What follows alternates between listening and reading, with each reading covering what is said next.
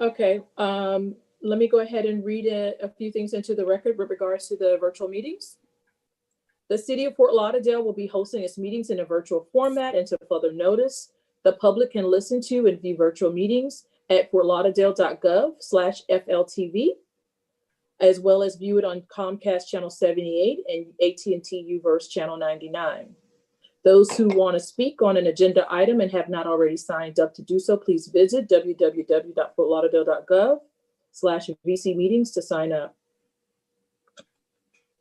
To ensure that we have a decorum and as same as our in-person meetings, we ask that you please abide by the following guidelines. Refrain from any behavior that is disruptive or distractive. While you're on the phone waiting for your opportunity to speak, please mute the meeting broadcast on FLTV.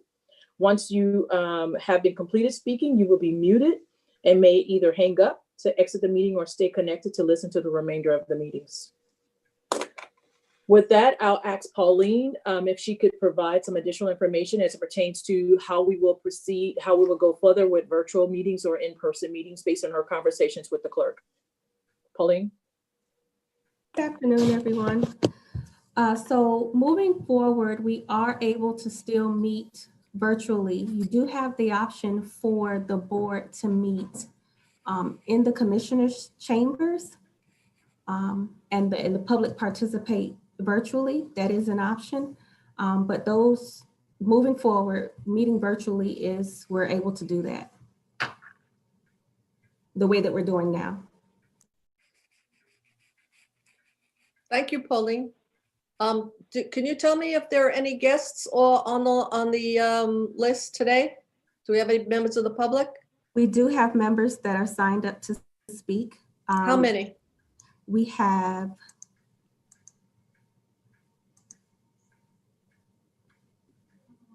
two. Two. Mm-hmm. Okay.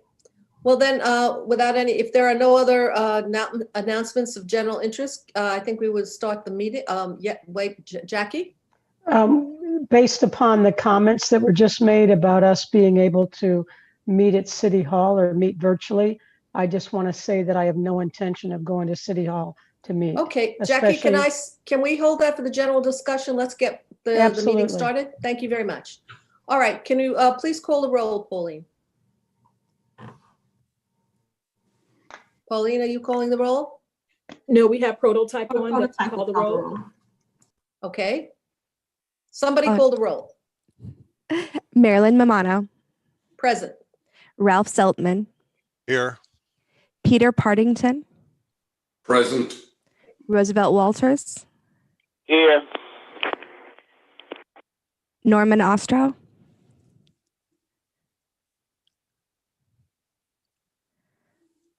I think he's having audio. Actually, I don't see him anymore. Jacqueline Scott. Here. Gerald Angeli. Here. And then Michael Marshall, Shane Grabsky, Charlie Ladd. You do have a quorum even without Norm. Thank you very much. So we will proceed. Can I get an approval of the agenda? Someone would like to approve the agenda, please? Madam Chair, move to approve. Thank you, Roosevelt. And Peter seconded. Thank you. We also have to approve the minutes of the previous meeting of October 19th.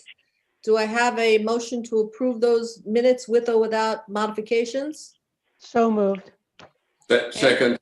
All right. Does anyone have any comments on the previous minutes? Madam Chair, this is Pauline. Yes, ma'am. There is a change that needs to be made on page 6 in the first paragraph.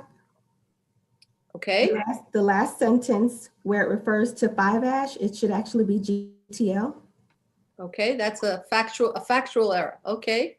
And then the second paragraph where it says, first sentence where it says the city, it should be the state. And in the second line where it says projects, it should say requirement. Everybody following that on their copies? Mm-hmm. Okay. And that's the only change that I have. Thank you. Ralph, you had some changes or comments? Yeah, change on page 7.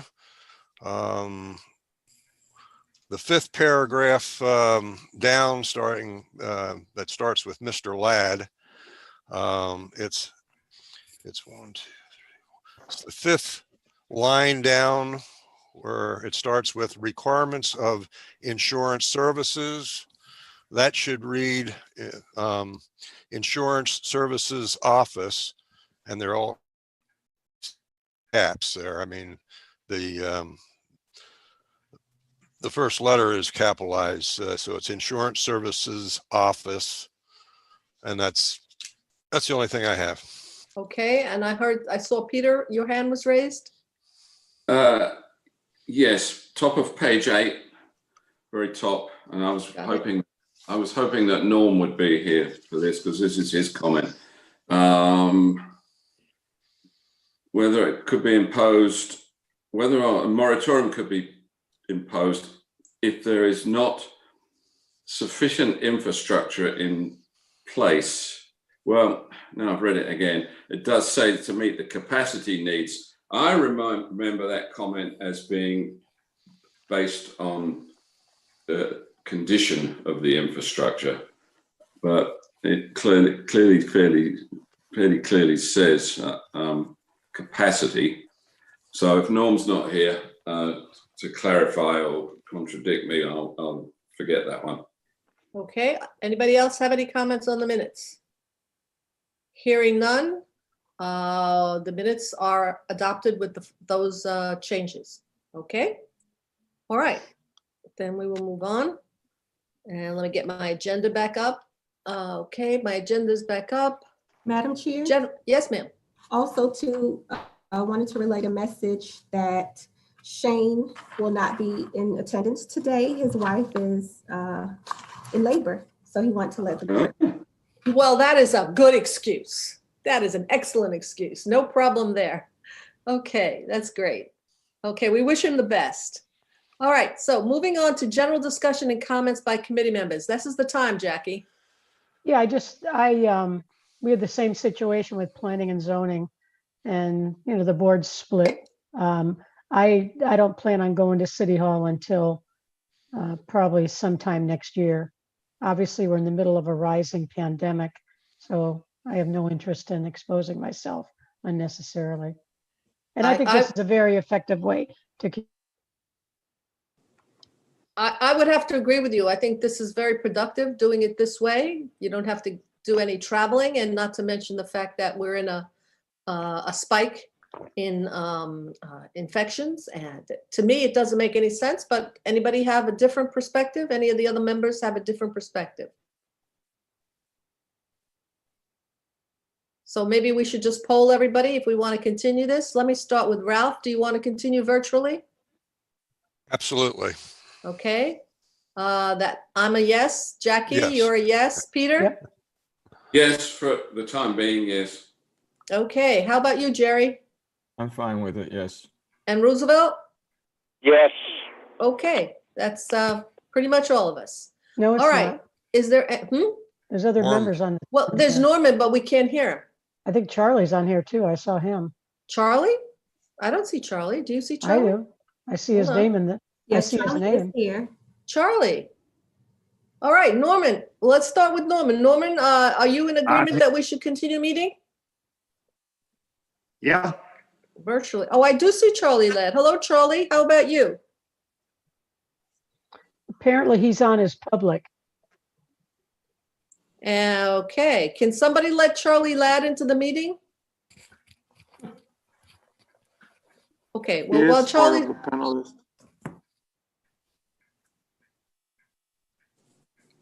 So how come we can't see or hear him? Maybe he's muted. I think we need to proceed, and we will, when he checks in, we'll ask him again, okay? How's that? We'll keep moving. All right. Old business. Any other comments, general comments? I don't want to. Yes, Chairman Mamano, if I could, I would like to make an announcement. So Sure. Effective today, I would like to welcome our new Assistant Director of the Engineering Division, Mr. Victor Karasi. He's a licensed professional engineer with over 30 years of public works experience. He just joined us on the camera. He served in multiple leadership positions over his career, managing, directing, and implementing diverse projects, including water, sewer, storm infrastructure, parks, road maintenance and construction, and also some small bridge maintenance and repairs. For the last 10 years, Victor served Commissioner of Public Works for the town of Greenburgh, New York. He was previously the village engineer and public works director for the village of Rybrook, New York. He holds a bachelor's degree in civil engineer from Manhattan College. And he's joining our team, as I mentioned, effective today. So you see him in the screen. Victor, would you like to say anything? Good morning, good afternoon, everybody. I just wanted to say, appreciate being here. It's my first day on the job with the city of Fort Lauderdale, and I'm very much looking forward to being able to assist the team here at the DPW, engineering specifically, with the tremendous needs of the infrastructure for the city of Fort Lauderdale. And I'm happy to be part of this organization. So I'll just be listening quietly in the background right now, trying to absorb a lot. But I'm looking forward to offering my experience and assistance to the city and moving forward with so many infrastructure issues, and trying to do what we can to make the public works serve the city as it should. Thank you. Thank you, Victor. Welcome on board. Peter? So what was your position and title again, please, Victor? Sure. I was the Commissioner of Public Works for the town of Greenburgh. It's a... No, I mean for the city of Fort Lauderdale. The Assistant Public Works Director, Engineering. Peter, he's holding the same position Joe Kenny used to serve in. Okay, I understand.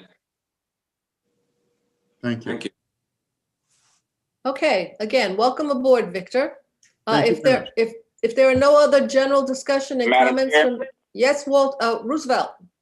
At the last meeting, the attorney was giving some definitions, well, really was making some statements, and I asked for definition and clarification between temporary and short term. And I remember you also provided some information, and staff did provide further information to me on that. Not that I'm satisfied with the definition, but it was appropriate. Okay, good. All right, so they answered your questions to your satisfaction?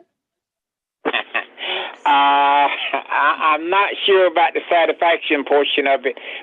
The reason being is the clarification between temporary and short term will determine how it is used.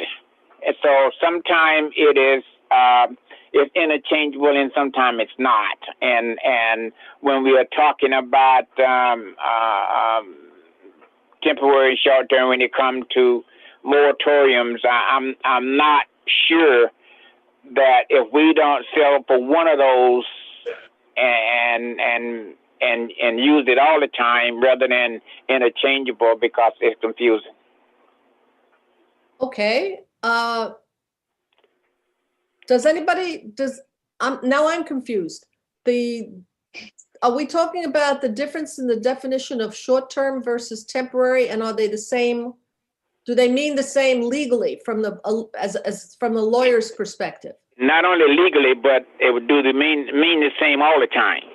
Is it the same all the time? And that's the problem. Okay. Well, I mean, from my perspective, temporary and short-term are not the same. Is that the information that you got from the attorney and from the staff? Pretty much, but it is also interchangeable in the way it is used when we are talking about the moratorium. Whether it's you, me, or one of the other members or staff, we use both words. And when we use both words talking about the same project, it muddies the water. Okay. All right. Does anybody have any comments on that? So what I heard Dwayne say was that any moratorium had to be short-term. I don't remember the context in which he might have used temporary, but I agree with Roosevelt that we should use short-term or temporary, one or the other. I Okay. remember the term short-term. Yeah. Yeah. 'Cause temporary, short-term is distinguished from long-term or medium-term, whereas temporary does not have a time element to me other than it will not be permanent. Temporary and permanent are two words that go together, and short-term, intermediate term, and long-term are words that go together.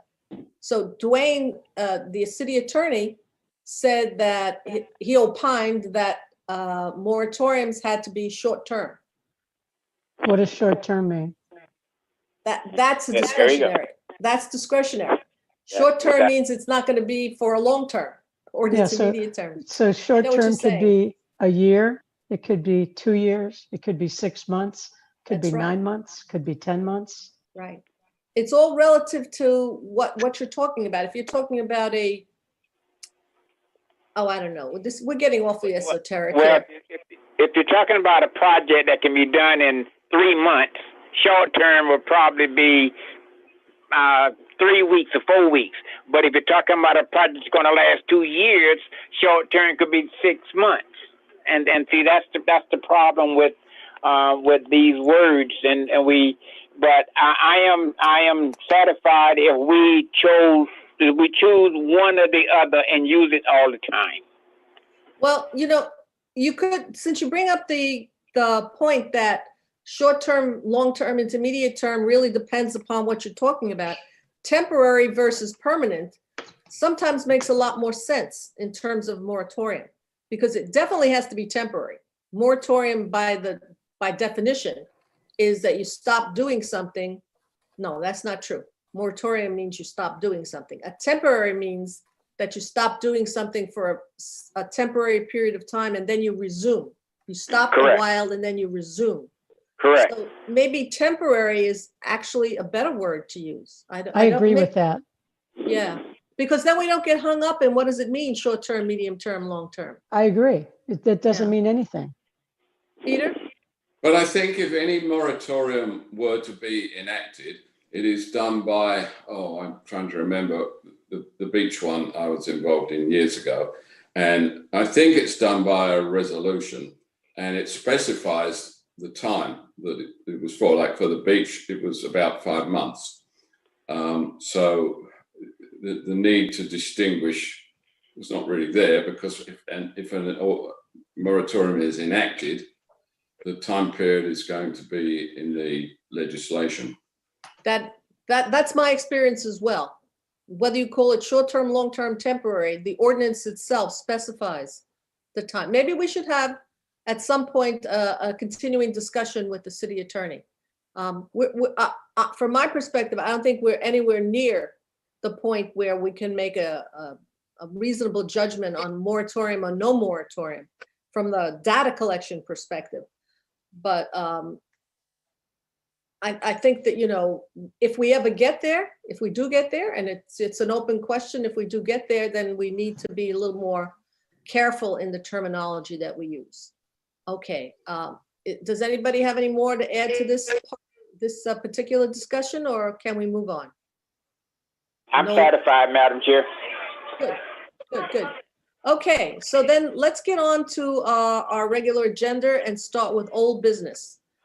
Capacity letter process, database and cumulative impacts. Who's going to be doing this presentation, Anisha? We had Igor on. Yeah, hey, and Yes, Igor is gonna be doing the presentation, so I answer some questions if he has additional questions. Yes, I see that he's on, he's muted, but Igor is going to provide some information on the capacity letter process. Okay, Igor, can you go ahead? Yes, I'm here. Do I need to share my screen or? I'm going to be sharing the screen for you, Igor. Oh, okay, great, wonderful. So Marilyn, just a quick introduction. Igor is one of the 3 engineers that work at DSD, and he's the link from Public Works to DSD. So they look at all this capacity and it also work with DSD with some of the permitting, et cetera. So they're part of Public Works, but they're located at DSD. Okay. Thank you. That's a good background. Thank you, thank you. Yeah, can you hear me? Yes, we can. All right, so I'm going to give an overview of what the process of issuing a capacity letter involves and what do we do to determine whether or not we do have a sufficient capacity in terms of water and sewer and fire flow for any new proposed development. First of all, hold on just a second. First of all, when a potential development goes through the development review committee, DRC process, it must exhibit that it can provide fire protection, enough water for fire protection and portable water demand, and we need to have enough capacity to accommodate the wastewater flow for the proposed development as well, for city adequacy requirements that are outlined in the Unified Land Development Code. Analysis is performed by the city and by us, and we determine if the existing water and wastewater infrastructure can handle the proposed development, can handle the increase and provide the services.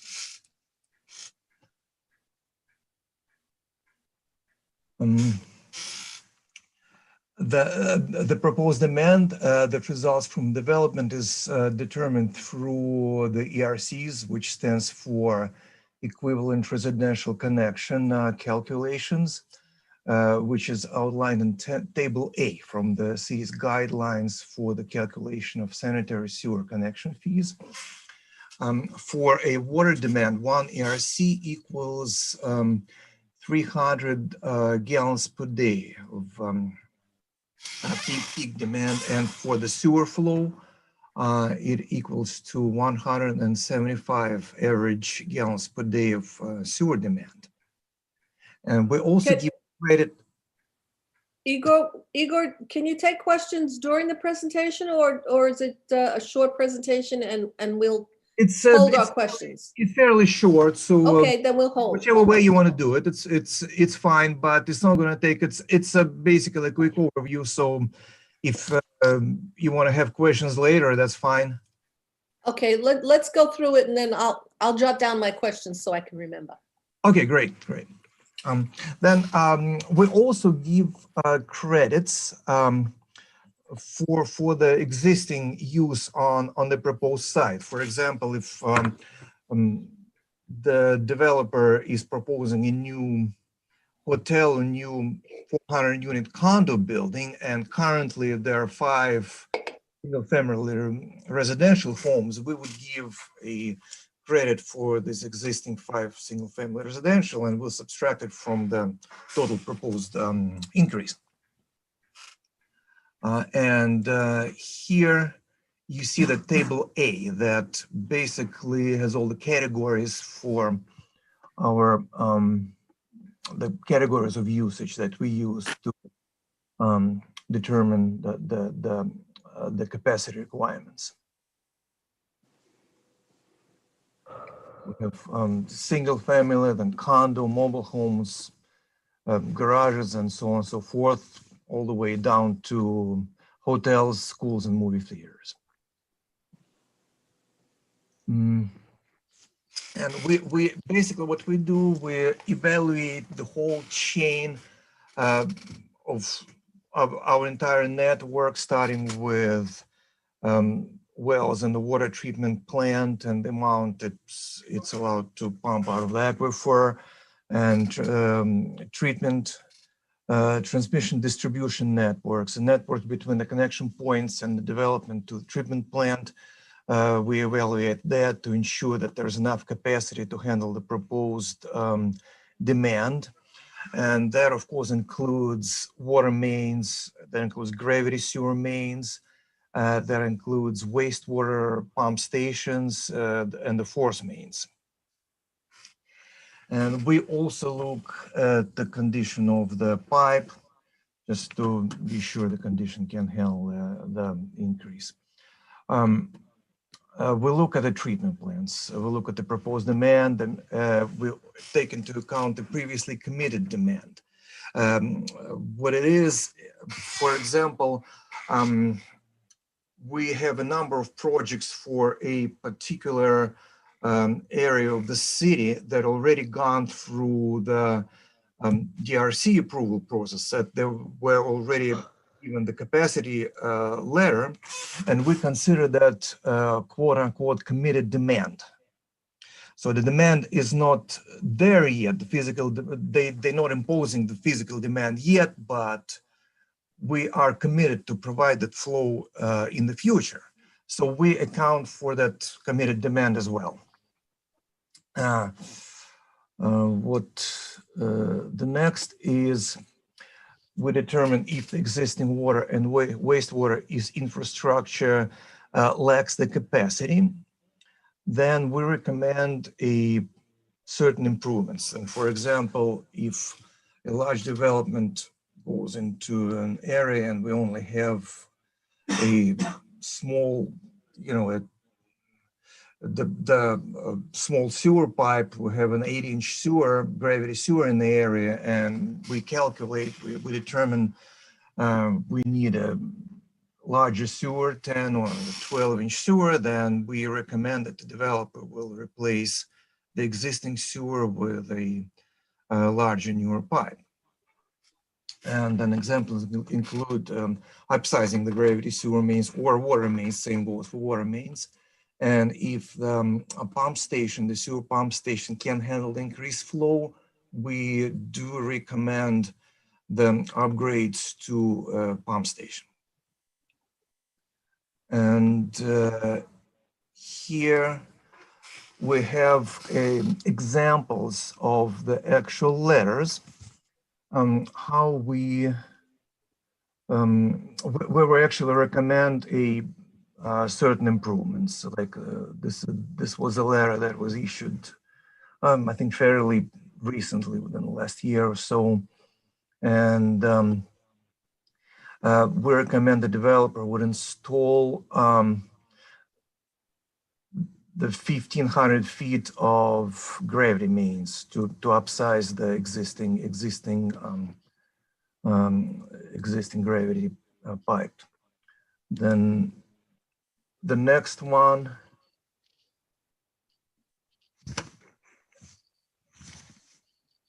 this is another example of the improvements that we recommend.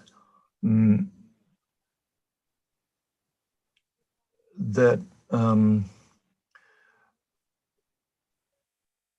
to replace the existing 12-inch sewer and upsize it to 16-inch. And additionally, we recommend the upgrades, improvements to pump station 836, because the increase was too large. Because when we go by the runtime, if the runtime for a particular pump station gets above 10 hours a day, then we would recommend the upgrades. And this is another example. At the end of the letter, we give a summary of what we recommend for each development. He recommending 620 linear feet of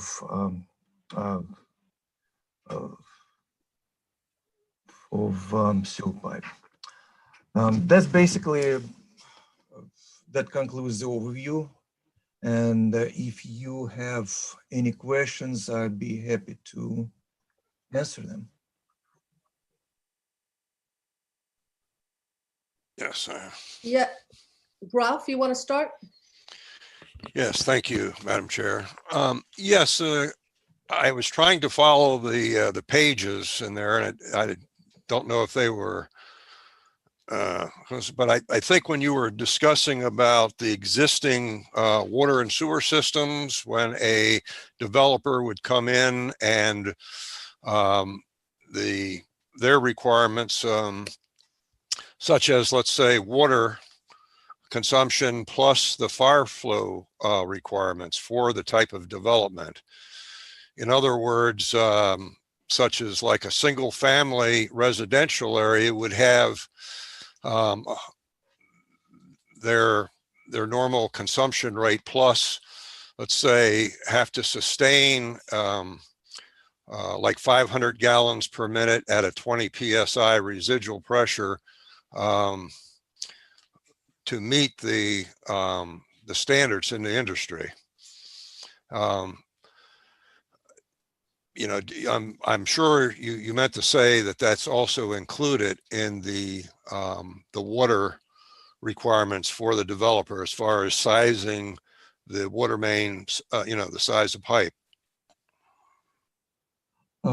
Yes, it does. Are you talking about the fire flow requirements? Well, the fire flow requirements, yes, that's really predominantly comes into design play when you're sizing a water main, in addition to the consumption. Yes, the answer is yes, it is absolutely included in our study and our evaluations because obviously the fire flow requirements, they do put the most stringent requirements on the water mains and analyze for fire flow, and we have a different, basically you do have a slightly different requirements for different type of developments. We'll also take that into account. And for example, for a large development, we can analyze for 1500 GPM of fire flow for the same residual pressure. And yes, we do take it into account. Okay. And for, you mentioned also the sanitary sewer, like the gravity mains, you said you would have, or the city would have the developer replace, let's say your normal, the size for like residential is an 8-inch diameter, and they're generally, you know, having flows between 2 feet per second to 8 or 10 feet per second maximum on that other end. And would for an example, does the city allow a developer to put in a parallel gravity sewer that would have to meet in a conjunction, you know, in a conjunction box later on, but the increased flows from the new development that's increased from the previous or existing, that would impact the gravity sewers all the way from where the development would connect to all the way to the, let's say, the pump station, or to a pipe size, you know, to a larger diameter 8-inch than an 8-inch that would satisfy the flow requirements, such as being within those velocity parameters. Well, I guess it depends on the particular setup in the area. We generally try not to do parallel lines. We're trying to avoid that, but we look at everything. We look at all the possibilities, whichever works the best. That's the right answer. Because you already have a lot of other utilities in there, and you dig up, and you're not and then we work with the situation. You know? Right. Igor, could I ask you a question? One of the questions I had as you were going through it was this chart that sets the amount of gallons of sewage and gallons of water that each use uses.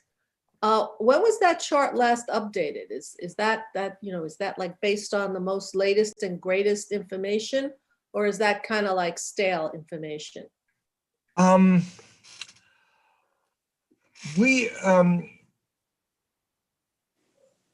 can find out for when it was last upgraded. We had the chart for a while, and it goes pretty well along with the numbers that Broward County uses. So it's fairly close to what the rest of the industry uses for the similar demands. As to when it was last updated, I can't tell you right now. I don't want to be making it up, but Okay, fine. I But can, I would I like can to, get back to you on that. okay, thank you, because I think that's important to know, Yeah. since you're basing it on this, I'd like to know if this is the latest and the greatest information. That is the latest. As to when it was last updated, I can let you know if you give me Okay. I'll give you that information. Okay, and then my second question is, when you said you were looking at not only the capacity of the pipes, you were looking at the condition of the pipes. How does that square with the asset management report that we saw at our last meeting, which sort of gives us sort of a rating as to the conditions of various pipes? How does that interact with that newest, greatest, bestest information that we have in the asset management report and the CMOM reports? Well, we mainly look at the capacity of the pipe, and when condition comes to play, basically the way it works, the condition of the pipe is on us. It's on the city. It's something which we have to take care of to replace the aging infrastructure. No, but Igor, I'm not, that's not the question I'm asking. We now have some very good information from, I think it's Hazen and Sawyer, on the condition of the various pipes, not, actual video of the pipes necessarily, although we do have some of that. But we now have a document for which we paid $9 million or something in that area, giving us a ranking and of conditions of various portions of the infrastructure, especially the sewerage infrastructure. And we're not only concerned with the capacity of the pipes, but we're concerned with the condition of the pipes. And so I think Raj sort of hinted at that at our last meeting, that at some point there has to be a connection between this information that we have and the capacity analysis. So I'm maybe Anisha, you want to speak a little bit about that? Because they're not connected. At least what Igor is talking about with regards to the capacity process is more from the development side. And then what Hazen and Sawyer provided you with the CMOM report and net assets is a condition assessment test. And so they're actually looking at the likelihood of failure and then doing a scoring of that. And remember, they talked about how they're evaluating those pipes they had a scoring and a tiering system. Yeah, I appreciate that, but let me give you for instance, you do a capacity analysis and you say, that pipe that's going from the new development to the pump station has the capacity.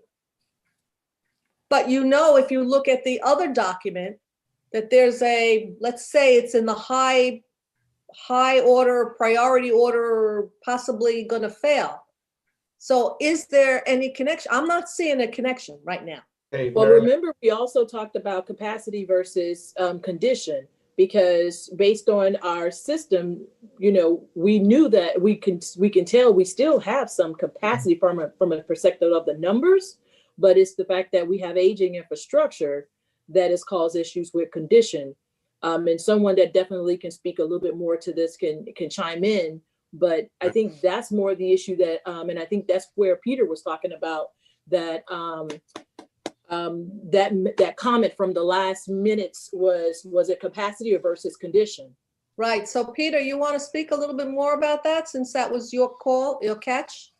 Yes. Chair, you raised exactly the right issue.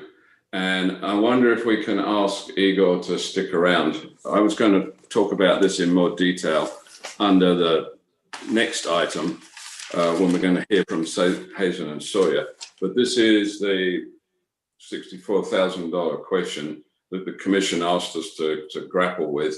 To what extent can the condition of the infrastructure be taken into account in evaluating its adequacy? And I think what you're hearing is, and what I'm always seeing, is that this analysis that they do in connection with proposed developments is almost exclusively capacity based.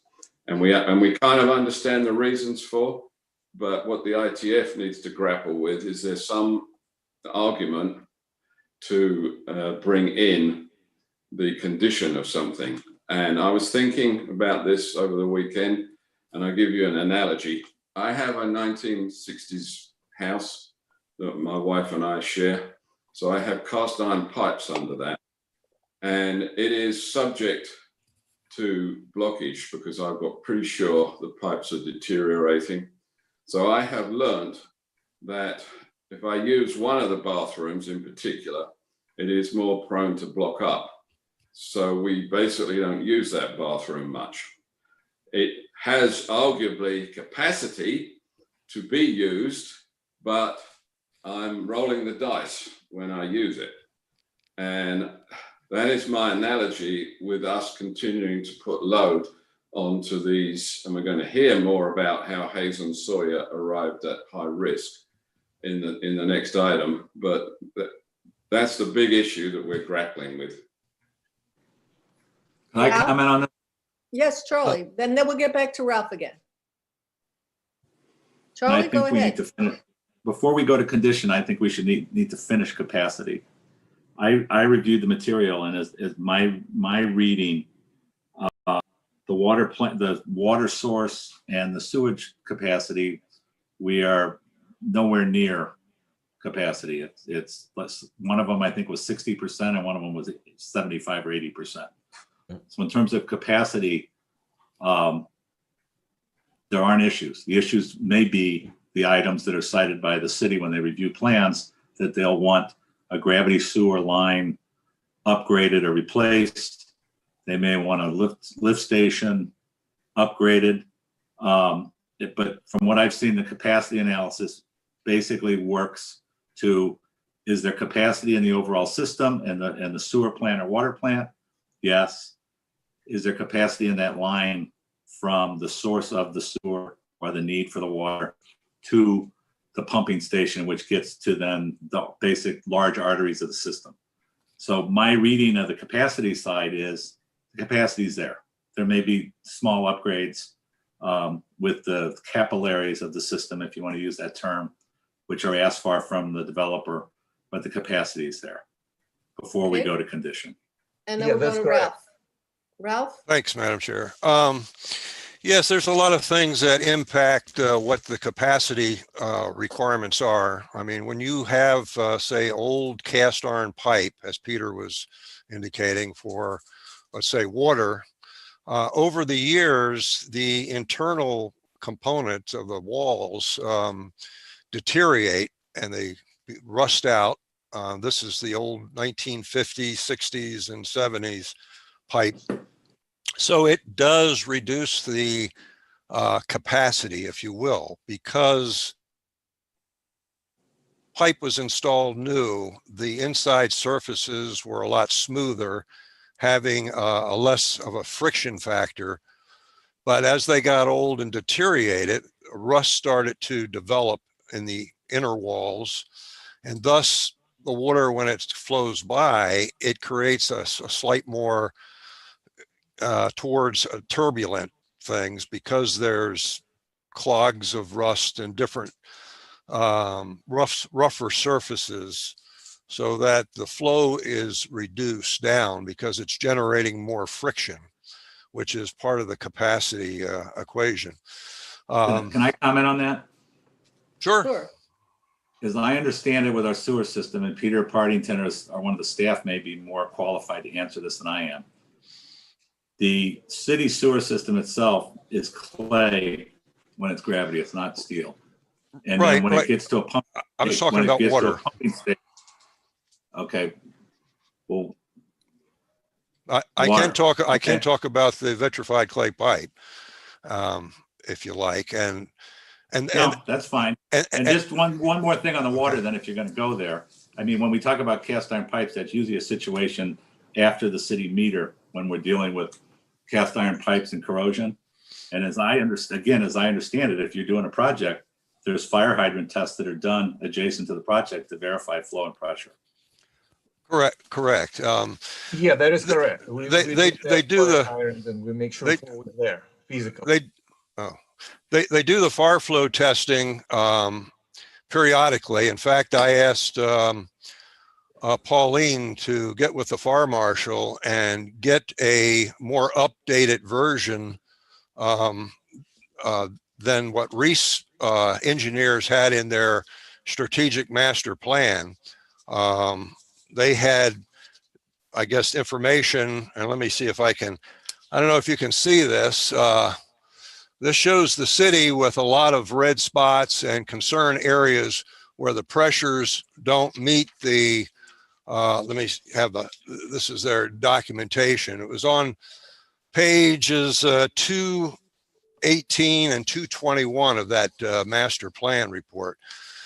But it shows that the city is, in the water system, is a lot of areas, or at least it was back in 2015, I think is when this information was prepared, had a lot of weaknesses in there and not meeting the current far flow requirements.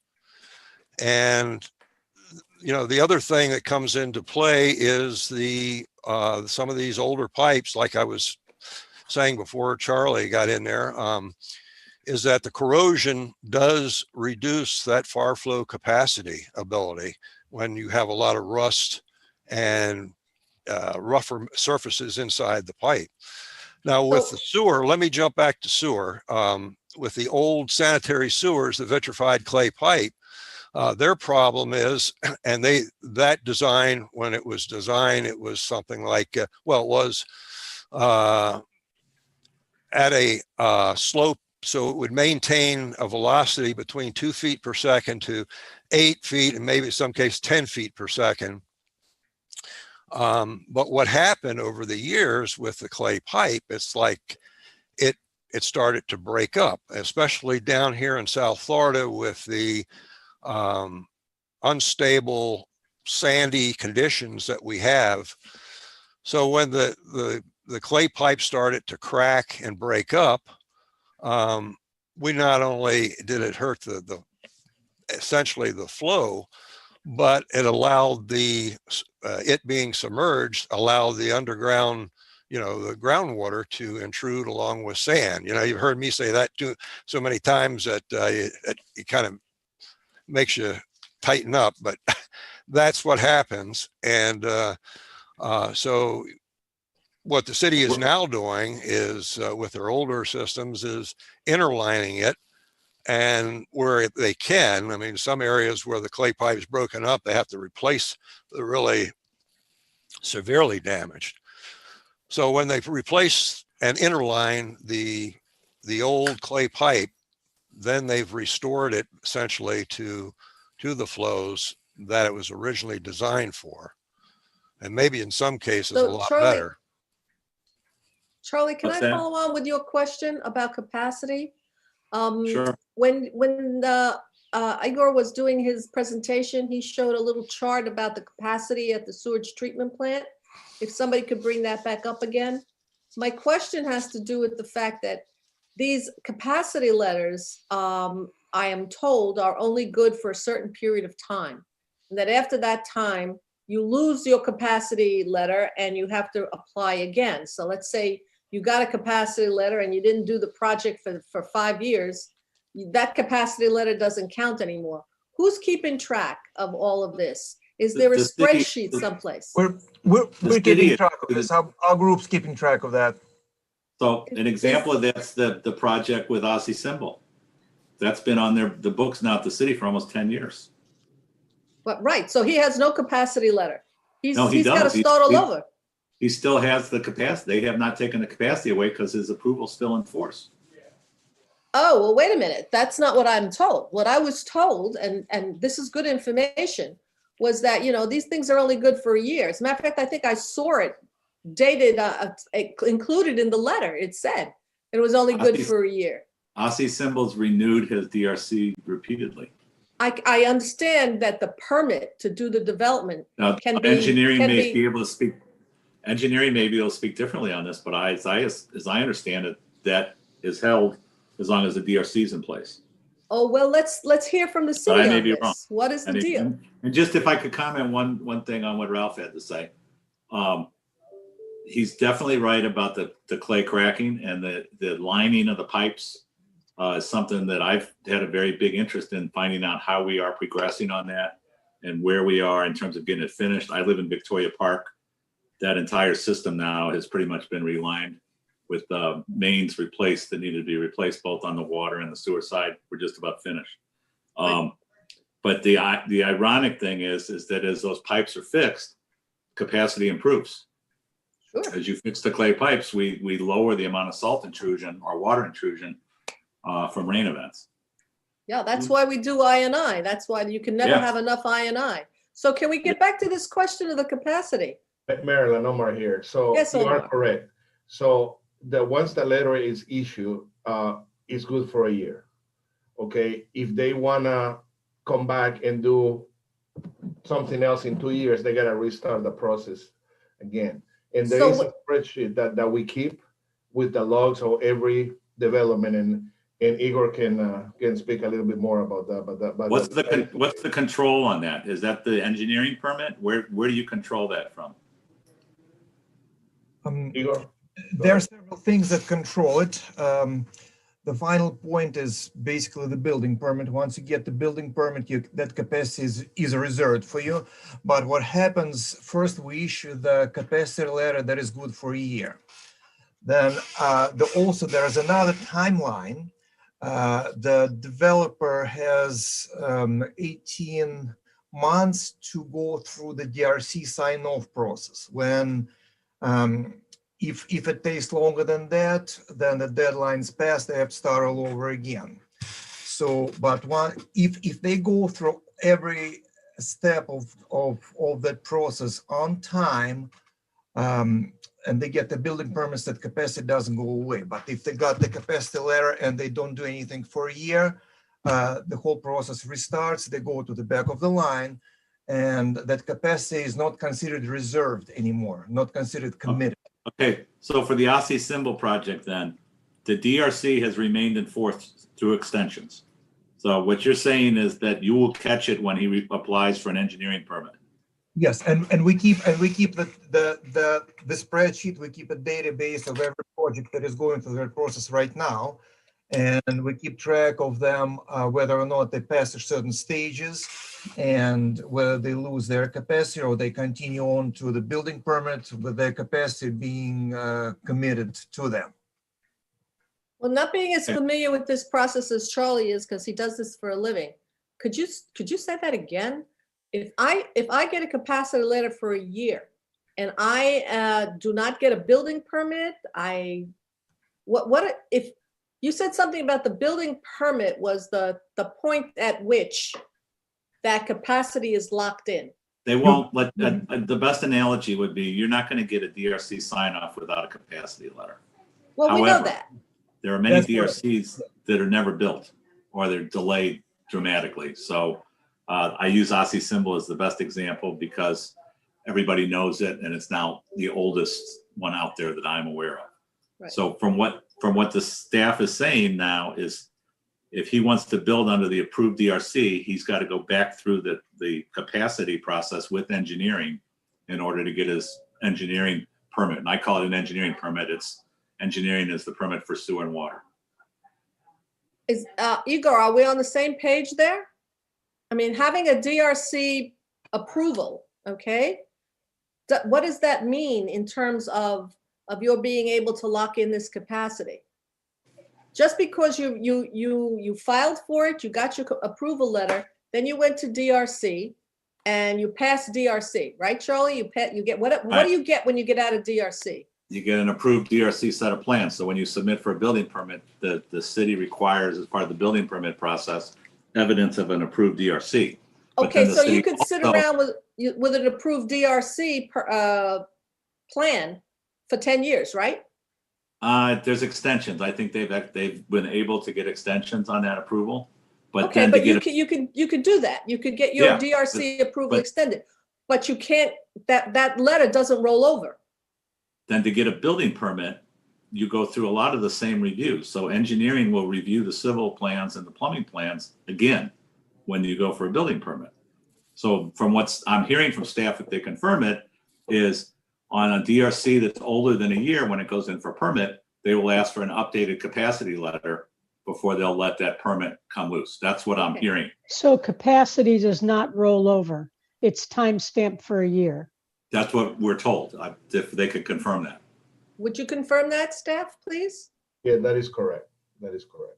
Okay, so I could be sitting around for very good reasons. My project didn't go forward on the timeline that I had hoped it would. And I could find myself in a position where I come back to get my engineering permits and there's no capacity left. That is correct too. That could happen because Which is fair. other Which is fair developers because- will get online for that and they might take the capacity that you originally had. Which is fair because many people game the system. Yes, And they I'm go get aware a- of that. They go get approval so they can sell their project. Sure, And if this makes it harder for them to play that game, good. that's great. Yes. Yeah, So no. Madam Chair. what happens to- Yes, to Roosevelt, put it you have, into work, let's give Roosevelt an opportunity. to go through the process. No, I apologize to all you guys for not being an engineer, but I just have a couple of concerns. When we was talking about upgrading, let's say from the 12-inch to a 16, because of the project or projects that's coming on board. Do we lay a parallel 16-inch line beside the 12 and then switch over when we get the line in, or how do we handle that? I don't think we dig it up and leave everything dug up until we get to 16 in, do we? Hey, Omar here. So it depends on the situation. If there is, if we can do pipe bursting, we will do that. We have a pump station that we're relocating there by the new garage in Las Olas, and we're doing pipe bursting on that. But in some instances, we might have to do open cut. So it varies really with the project and where it is and how it's going to affect traffic. So if it's open cut, we will have to put pipe next to each other and then decommission one pipe. You know, Okay. Yeah.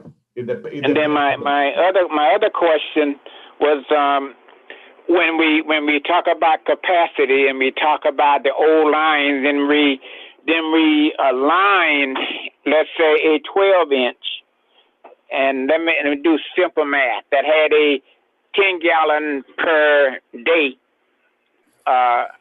capacity, and reline it, we no longer have that 10 because we took some of it away because now the pipe is smaller. So when we are talking about getting these letters, is that considered and the renewal or the resubmission when we don't have what we started with? How do we handle that? Well, in that instance, we will not reline a pipe if it's going to decrease the capacity when we need an increase in capacity or a larger pipe. So every situation is unique. And what these guys do, they look at every scenario. They look at the areas where the pipe is going to be affected, how many feet here, how many feet there. So they look at all different kind of modeling that they have, based pressures and flows, etc. So that also depends. But most of the time, we will not rely on these pipes.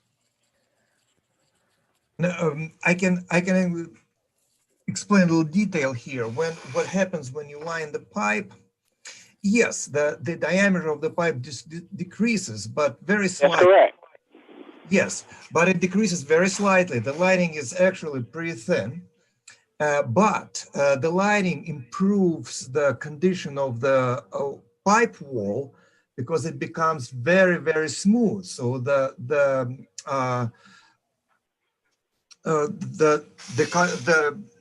flow rate through the pipe actually increases because of the walls become very, very smooth after pipelining. So it kind of, what? I didn't even think of that. And I'm glad you made mention, because what you're telling me, the decrease of the size of the pipe by the lining, and because the lining will be slick, then there hardly be any decrease in the capacity. Is that correct? No, there's not going to be any decrease in the capacity. Let's say unlined pipe, old unlined pipe versus that same pipe after lining. The capacity actually may increase because Yes. of roughness coefficient improving. I appreciate it. Thank you. Yeah, but can I mention something about that? If I have a 10-inch pipe, right, and it's an old pipe, and I'm calculating that it's a 10-inch pipe because it's a 10-inch pipe. But if I know that it's an old pipe and I reline it, I'm still calculating it as a 10-inch pipe. Is that correct? You haven't increased the capacity of the 10-inch pipe. You're just calculating it as a 10-inch pipe. No, it's going to be less than 10-inch pipe. But what Igor is saying, since you put the liner in there, depending on the condition of the pipe, sometimes you cannot line pipes. They're in bad shape that you're better off replacing it. Right. But if you line the pipe, it made the walls of the pipe a lot smoother, so there is less friction. So even though you decrease the diameter, you might have increased the capacity in the flow. To more than a 10-inch pipe originally? Well, it would be less. It would be less because you have the little wall. So it's less. You're making the pipe better by making it slicker, but you're not increasing the capacity of that pipe. I just Googled this. Yeah. The thickness of the lining of a typical pipe is 0.01 inches. It's very thin. Yeah. 0.01 inches. So that's on two sides, that's 0.02 inches, which is inconsequential on a 10-inch pipe. If 10 times, that's 5 pi r squared is a 75 square inch volume of that pipe. Right. And that 0.1 is a rounding error. Right, exactly. And I'm not inches is a rounding error. I'm not disputing that. I'm saying that whether it's a 10-inch pipe old or a 10-inch pipe relined, Igor is still counting it as a 10-inch pipe. He's not saying because it's lined, I'm now counting it as a 12-inch pipe. Am I correct, Igor? No, it's 10 as. But it's not a 9.98 inch pipe either. Correct. It's still a 10-inch pipe. He's figuring it's still a 10-inch pipe because that speaks to the capacity, not the condition. Okay. In my mind, anyway. Yeah. Marilyn, may I just add one little piece to this? This is Victor Carosi, just recently to the pipe matters. Jump on in here, Victor. Thank you. What everyone is trying to explain to you is, well, the pipe diameter is not significantly changing. By lining the pipe, what you're doing is you are changing something called the C factor, the friction component that relates to flow through the pipe. So by having a smoother lining in a newer pipe or a rehabilitated pipe, that pipe's capacity returns to its original 10-inch diameter capacity, as opposed to when it has an older pipe which has greater friction, because flow of water through pipe is related to not only the size of the pipe, but the friction developed within the pipe. And that, I think, is a word that might be missing from this discussion. So when people are talking about cleaning or relining a pipe, they're restoring its original hydraulic capacity by providing a smooth inner lining. Which is what I'm saying. The fact that you've now relined the pipe means it's a real good 10-inch pipe. Correct. Okay, we're all on the same page here. Yeah. Ralph and then Peter. Yeah. You're saying, Marilyn, that it's possible that the condition of the existing pipe was so corroded inside with rust and such that the flow was being reduced because of the friction factor in there of the rust so it is possible that when they reline and rehab it, that it's actually, even though it's a slightly smaller diameter pipe, it can actually have better flows and capacities than the original rusty inner lining was. So that's possible, but it depends on how bad the existing pipe's inner walls are. Okay, cool. Are Peter? can I ask if water supply lines are ever relined or are they always replaced? I'm curious.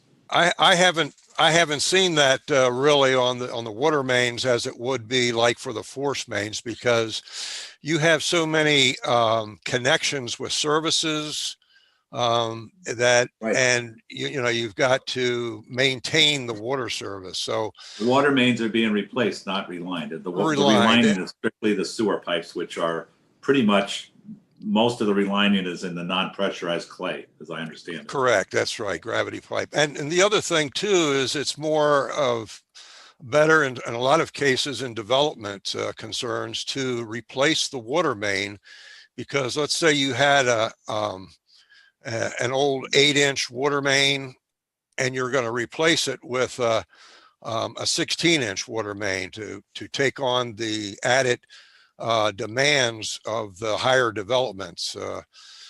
You're actually quadrupling your volume of and capacity by the doubling the size, because I think Charlie, as you said it, IR squared.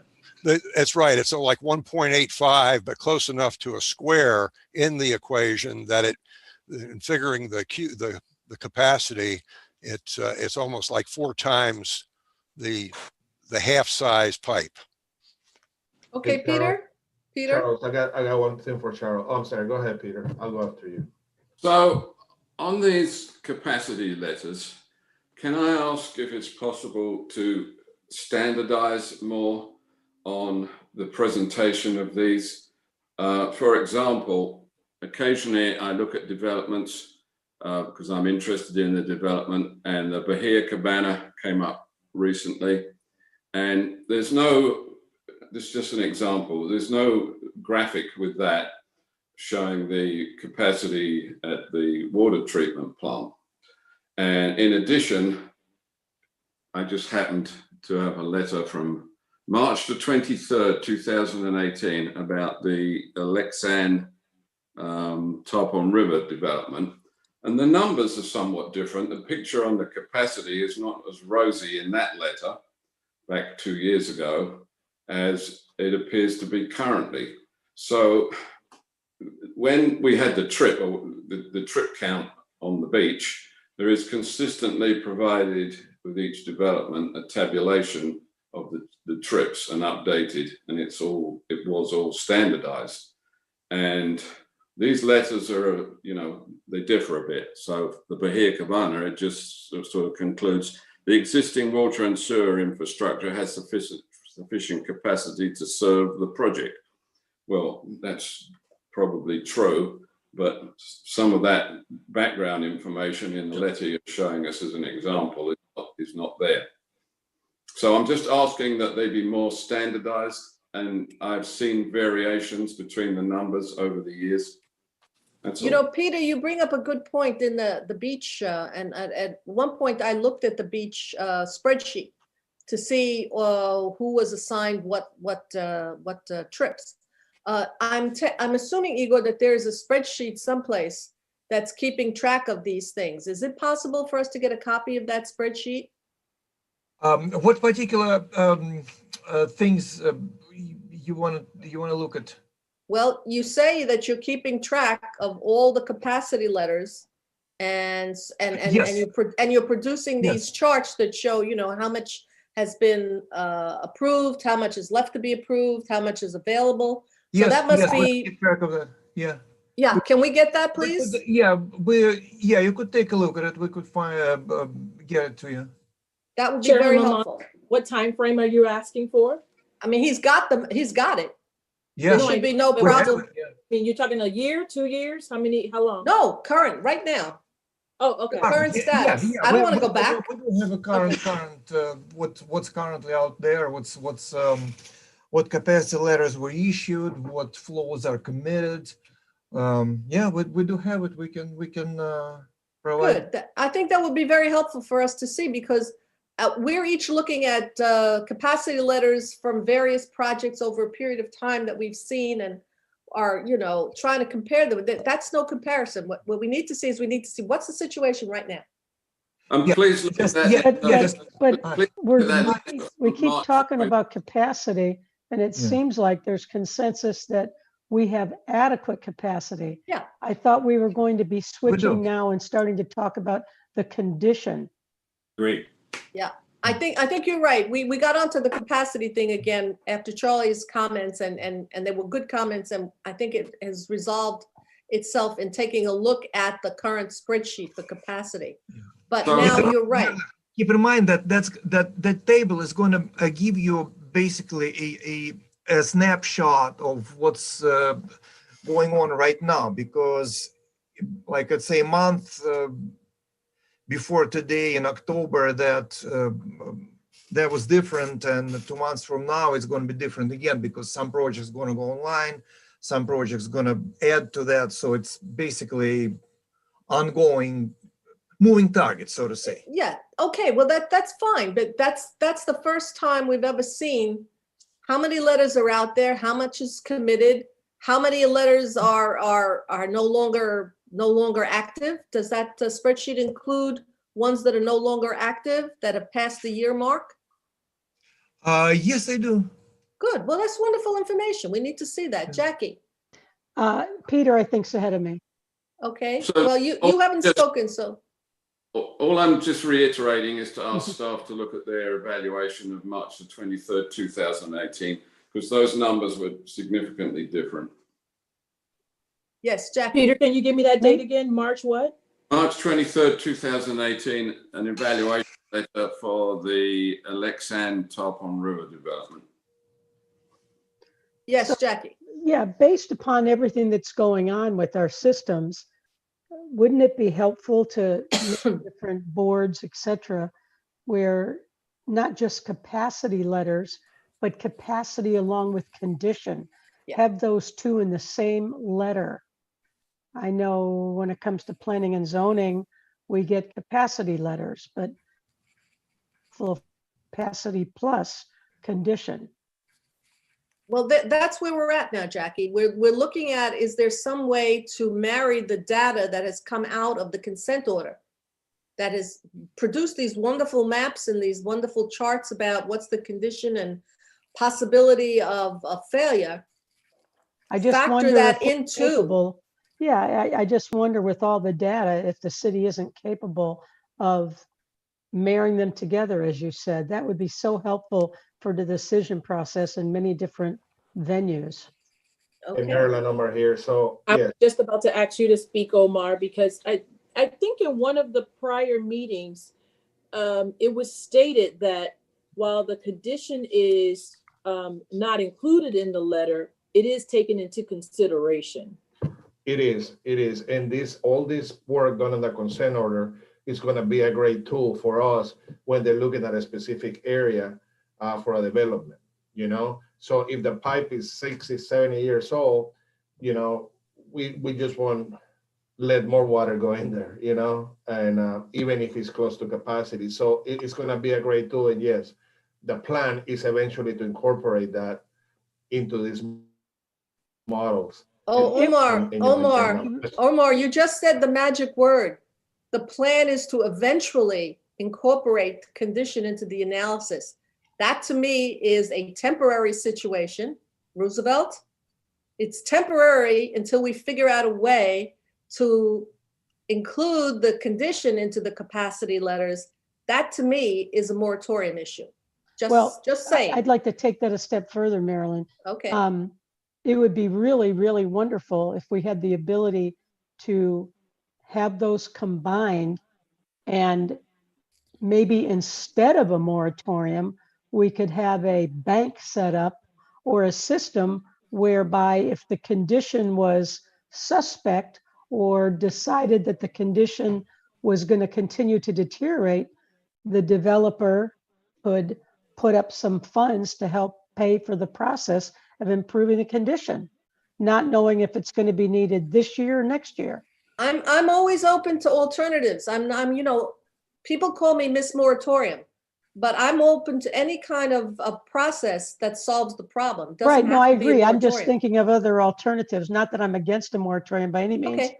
but I just feel like we need to look at this, you know, moving forward as to how we can work out these details. But I think it's very important that we have now hit upon something substantive. This is a substantive issue that bears upon the charge that the commission gave us. And so getting the data about this, getting the capacity spreadsheet and getting some way to marry that with the condition is really good stuff. Peter, you wanted to say something more? So I believe there are, and Charlie can correct me, there are impact fees currently associated. Oh, yeah. Oh, yeah. Oh, yeah. But I don't know where Lots of those impact. impact fees go, and if those impact fees take into consideration as that fee is determined, have we taken this part of the equation and put it into that? No, Well, we I have think not. that's a wonderful, wonderful subject for our next meeting, to Can talk I ask- about the impact fees and where that money goes and how it gets into this whole question of making sure that there's capacity and condition online. We got capacity, we got to focus on condition. And can I ask a global question just for reference? That would, I think would help a lot of us. The reports are great. And, you know, I almost feel like I could get about a quarter way to a master's degree if I could like read them and like take notes and remember it, all of it. But on a global basis, the main trunk sewer line from commercial down to the sewer plant, I see pieces of it under construction in Rio Vista, Las Olas, Victoria Park. How close are we?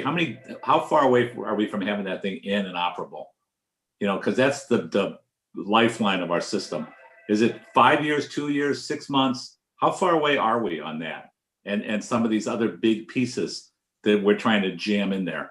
And again, the reports we get are so detailed, it's hard to see the forest for the trees. Can we get an answer on that? If no one else can answer that, I'm pretty sure. Charlie, I'm so sorry, but I had someone come to the door, and so I did miss a piece of your question. I apologize. Just if we could get an idea of the timing for the main 48-inch line, when's that going to be done and operable? And some of the other big pieces of this, in other words, the big 10-inch are the major mains that are being replaced now, is because we're talking about timing, and that's the big event that we're tiptoeing around right now to say, are we creating more problems? That I think if we get an idea of the timing of that, we're all going to feel a lot better about where we're going. Absolutely. Before Patricia answers that question, because she definitely can, I do want to take you back to what we were talking about with regards to the capacity process and including the condition assessment into that. That would probably, I think that's going to require an ordinance change. And I think we're hitting a pivotal point where we can really start to get where you've been trying to go. So this has really been a good discussion. But we got to take a look at the ordinance to see how we can integrate that piece in there. The good part about it is we now have that data that we did not have before, because previously it was just age. Now we have the data that Hazen and Sawyer has provided for us, where they actually been able to look at beyond the age of the report, but actually looking at the likelihood of failure of the report and actually doing more assessment and analysis. So that type of information can also be taken into consideration. I'll get with Omar and we can take a look at the ordinance and see how we can make some more progress. Anisha, that's a big deal as well to planning and zoning board members, a very big deal. Okay. So let's hear from Hazen and Sawyer to answer Charlie's question, because I know Patricia knows. The answer to the question of when that large line from Coral Ridge Country Club down to GTL will be completed is at the latest this summer, 2021. Could be a little bit earlier than that. Very fast moving project. That's the main line from commercial down to the plant. Correct. When you say completed, do you also mean that it will be operational or just completed? Operational. Some of it. Are you talking? You're talking the redundant line, right, Patricia? Right, north-south redundant line. Yeah. 65% complete right now. It's 65% complete, and actually about 1.5 miles is actually active right now. And one more question, since you're here, Patricia. After that main line, the next 3 or 4 largest components of the system that are being replaced or slated to be replaced. Can you tell us what those 3 or 4 or 5 are and what the timing is on those? Well, one of the big ones is Northwest 13th Street. That pipe experienced a large number of breaks in like from 14 to 17, even into 18 and 19, they had a couple additional breaks. So that project went out to bid, and it's currently, the design is complete. They're in the permitting stage, and they're due to start construction in about a month or so. How big is that and how long is it? It's 24, I think it's 2,400 feet and 24-inch diameter. Okay, so And what are the other pieces? I understand there are 3 pieces of connecting pipe to that 40, isn't that a 54-inch pipe that goes all the way from? It starts at a smaller size, and as it goes down toward the treatment plant and it picks up more flow, it gets larger. 54, right? Okay, Right. okay. So, go ahead.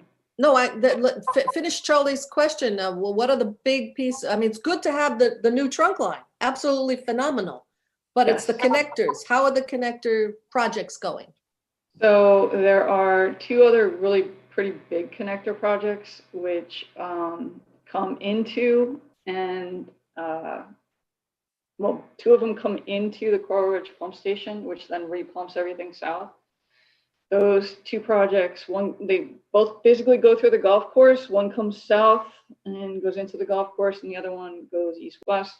And those are currently slated to be done no later than 2025, but we believe that they'll be done earlier than that. Right now, they're in the planning. We're getting easements and doing all those things, writing our design criteria package so that the project can go out to bid to a design builder. My next question, I'm sorry, Charlie, my next question would be, are those 3 feeder projects all, have they got funds allocated for them, either in the SIP or in the bond? Those would be bond projects because they're part of the original consent order. But we don't have any money. Do we have any money left to do those? I will let Omar and Anisha answer that question. Yes, we do, Marilyn. And those are planned, and there's funds available for those. From the original bond? There is I can't remember exactly how much of the original bond is on those, but I will have to check. Kim, would you have is Kim in I'll look at the list. Kim Holcomb is on. Kim, can you answer the question? I'm looking for my sheet with all of the projects. Because we had that presentation last month, okay? Yes. And I just want to make sure that I'm reading this correctly, that those projects are funded in the first bond act. Yeah, I'm not sure if it's on the Spending a lot of money, and yeah. this is like the magic bond act, that everybody says we have enough money. Yeah, it might be on the second bond, but the U.S. Congress, but I can't. Unlimited. She has the record of that. Okay, we need to know the answer, but not at this moment in time. Okay, thank you, Romano. We'll get back to you with the answer for that question. Thank you. Thank you very much. Could I ask just one more question, and I'll shut up for a while? So if we were looking in terms of risk, in terms of these upgrades and the condition, would we say there's more risk up in that Coral Ridge area until that main is installed, or is it or not? Is there more risk on Northwest 13th Street until that one's installed or not? I mean, I don't know if that's a fair question or not, but I figured I'd ask it. I'll go over in the presentation that we have coming up, but we look at 2 things. We look at likelihood of failure and we look at consequence of failure, right? So what was the second word? What a failure? Consequence. Constant? Consequential. Okay, now I got you. Yeah. Thank you. So for instance, if you had a 4-inch diameter pipe that's likely to break all the time, and it's kind of in an industrial area, it's not going to affect a lot of stuff.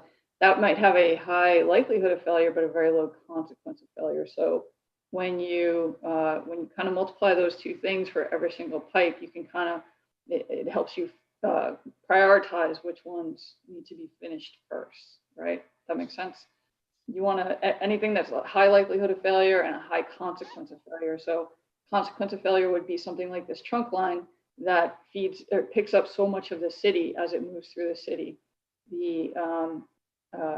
So if it failed, a lot of stations would be not able to pump into it, plus like Wilton Manors and high consequence of failure. So your question was, tell me one more time, Mr. Ladd.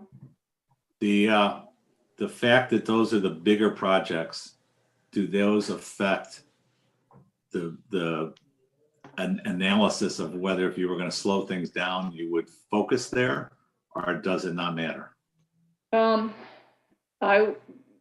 We ranked everything, and Right. obviously we want to pick off the top projects first. Additionally, there were projects that were included in the consent order. And what the consent order required is that we do a detailed enforcement condition assessment and add to the consent order any pipes that we found that needed to be added to the consent order. So those projects can't be slowed down, right? They have to, because even the ones that we added still have to be done by the end of the consent order timeframe.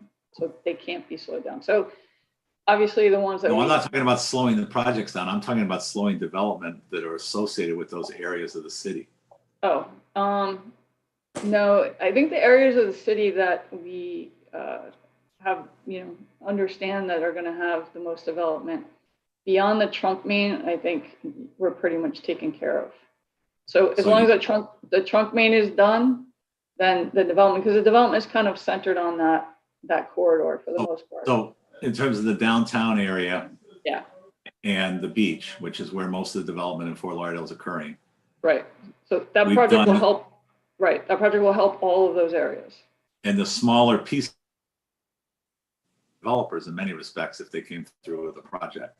And then again, I find like I feel like an attorney at a court asking you these questions, but I'm just trying to get a handle on this and understand it. Peter? So I'm not sure I agree with that, which is a personal opinion of Patricia, and she's the expert. But I'd like to hear the presentation, which is directly relevant to this. That's our next item. So maybe perhaps we should, it's 3:30 already. Let's get on. If there's no more. Can I make one comment, Yes. Marilyn? Just Yes. because I don't want to go back and visit it. I would like to see for our next meeting, I would like to understand impact fees, how they come up with the amount, and whether or not there's a way of using some of those impact fees for this infrastructure. I think we need to find out what they do. Okay, that and also Where it goes. the information on the spreadsheet. And how about we get the latest, greatest impact fee, not impact fee, capacity letter from the last project, so we could see what it looks like, the very last project. Last month's P&Z or? Whichever did you approve DRC, something? it wouldn't be the PNC yet. It wouldn't be the PNC yet, Jackie. There's Sure, a project that was on this week, this Tuesday, tomorrow, that was a high-rise apartment and hotel building on between 2nd and 3rd Street, across from Top Hat. That would be a good one. It was the only one on the DRC meeting, I think, of consequence. Okay, I was thinking of P&Z, but that's fine. I don't care. One of the latest and greatest, so we can look at it, because we're looking at ones from 2018. They're not the same anymore. I believe they have updated their procedures since. And what would be fascinating is to take that, if we could take that project and have staff walk us through how they did the capacity analysis for a particular project that's relatively fresh. Excellent. Excellent idea. Can we do that, Anisha? Yes, we can. Yes, we can Okay. definitely do that. All right. Can I ask you, Writing please? that down. Right. Could I ask you please to indulge me while we move along? Otherwise, we're not going to finish in a reasonable amount of time. Can we move on to the Presentation. new business comparison analysis of the COM versus the Reese report? Chairman Mamano, you may want to verify if you have anyone to speak on the item that we're about to leave. Thank you very much. Is there anyone who would like to speak on the item of capacity letter process?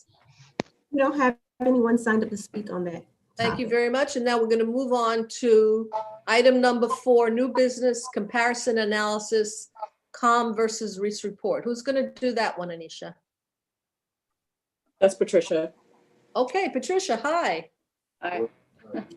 Patricia, would you like me to share the report or is Yes. No, if you could, please.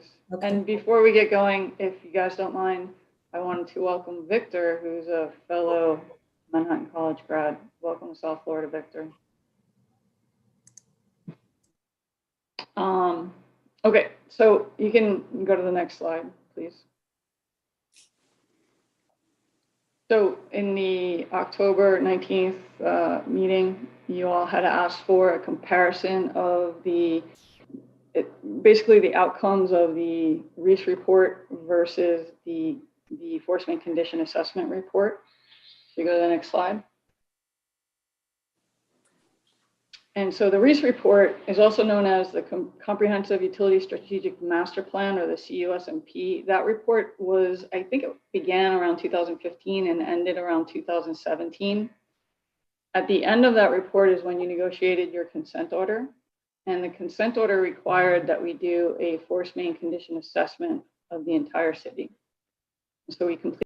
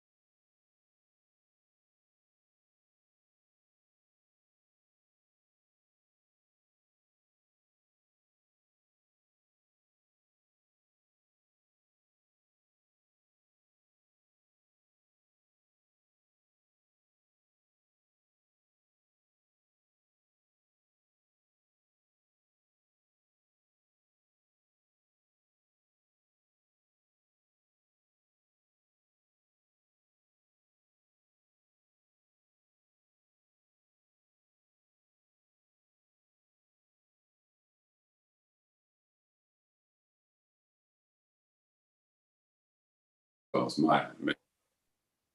Okay, so I'd have to go back and parse that data to kind of extract the part that's with regard to the force mains and then compare it to what we're coming up with. I think that's really, Peter really hit it on the nail on the head, because people, the general public, okay, who doesn't get into the details here, they looked at the Reese report. They know that the Reese report said we needed to do $1.4 billion, and everybody got, you know, very upset about that number. But since you've done this excellent description of the differences between what the Reese report did and what we now know to be more updated and sophisticated information, we need to know, were we lowballing it in the Reese report? Maybe it's not. Maybe there's a significant overlap and maybe not a lowballing. But when this gets out, that you've got much better information and you've got more updated information, everybody's going to want to know how that affects that $1.4 billion, because it's the number is out there. If it's wrong or right, it doesn't matter. That's the number that people have in their minds about, you know, this is how much it's going to cost to fix the infrastructure. And, you know, if that number is now $2 billion or $3 billion, or maybe it's not, maybe it's 1.6 instead of 1.4. We need to know that. We need to have that information. Don't you think, guys? And that's very important for the general public? Yes. So, Chair, let me clarify. I've just reread the manager's memo from 2017. 526 million for the water system and 580 million for the wastewater system. Wastewater. And what I'm concerned with is in 2017, it was reported then along the lines of, well, it's 1.2 billion, but by the way, commissioners, we don't have 1.2 billion. We've only got, I don't know what it was, under 300 million in the CIP. And then we all know what happened as a result of that. Mm-hmm. Okay, well, we must give Patricia the opportunity to make that comparison, because very important numbers. Ralph? Thank yes. you. Yeah, I just want to unmute myself. Okay. Yes, Patricia, I have a question regarding the risk factors for the, we mentioned well field, and my concern is not the Dixie, but that's the Prospect well field that's located just west of the executive airport, and what that risk factor plays on our wellfield site, in addition to the future plans to expand the runway later, that actually goes across Northwest 31st Avenue and into the Prospect wellfield property itself. And then lastly is the proposal of putting a new water treatment plant on the Prospect wellfield site. What risk factors did you all assess on these? Or did you? I gave you the easy ones. Okay, so I'm just writing them down. So there isn't a lot of there are not a lot of force mains out by the Prospect wellfield.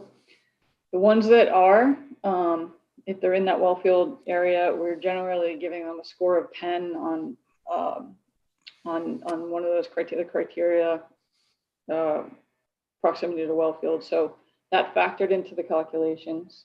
The runway expansion and the risk to the new treatment plant, I think it's really kind of the same answer.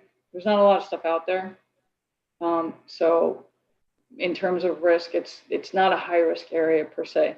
More high risk is really the stuff that is the lines that are coming from the west to the east that go in that area in the north, like Commercial Boulevard and all that.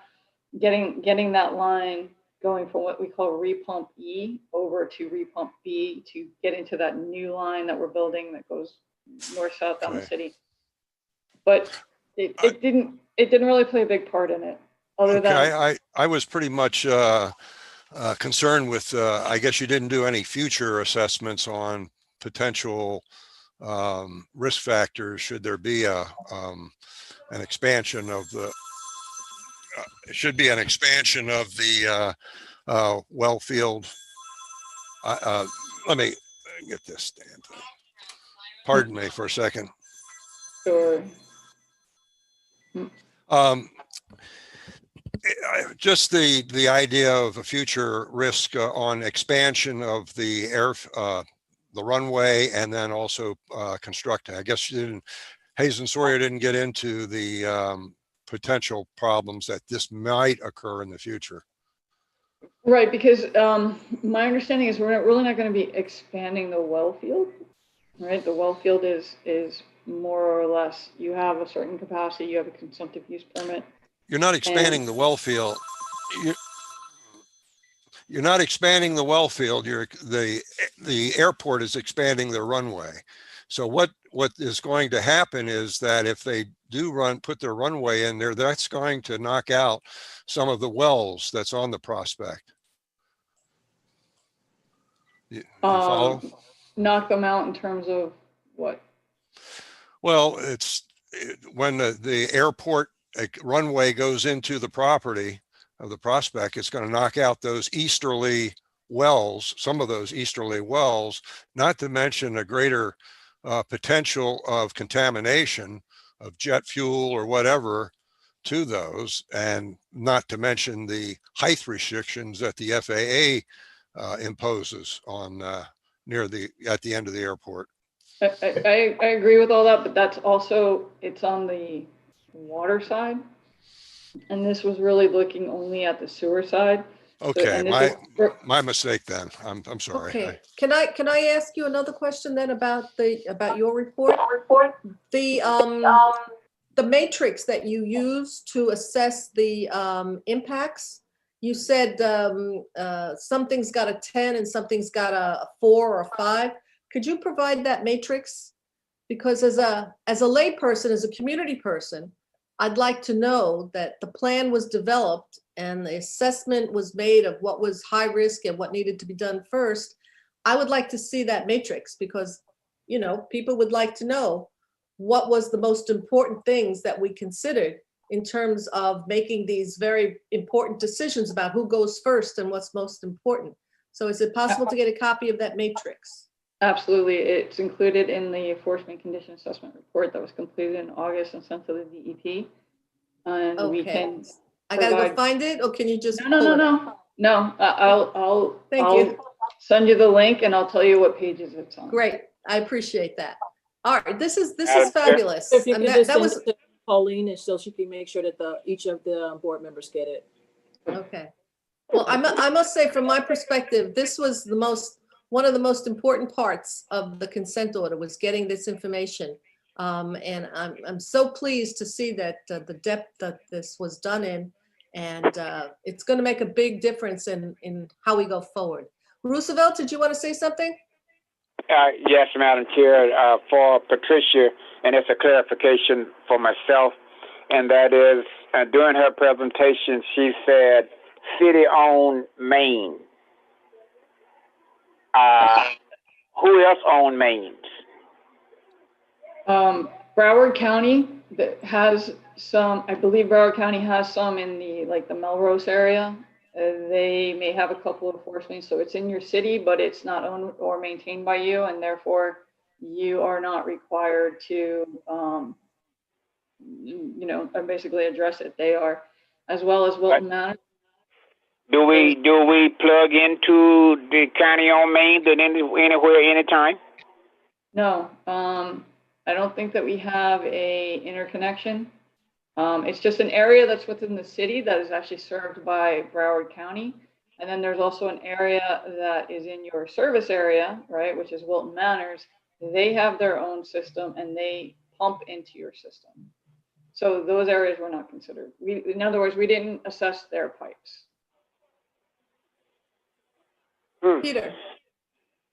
So the other big issue for me that this raises is how, if at all, this factors in to the adequacy evaluation on proposed developments. And let me just be a little devil's advocate with Patricia. Suppose we took all the high-risk force mains, high risk is categorized under likelihood of failure. Forget the consequences of failure, just under likelihood. And why is there any argument in favor of allowing any additional load onto those particular lines at this time? Analogous to the simplistic example of my house, I'm staying away from one particular bathroom. Why would the city put any load on high risk, any more load on high risk force mains at this time?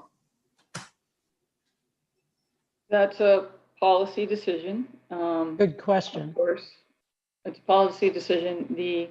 You have to remember that it's essentially a desktop analysis.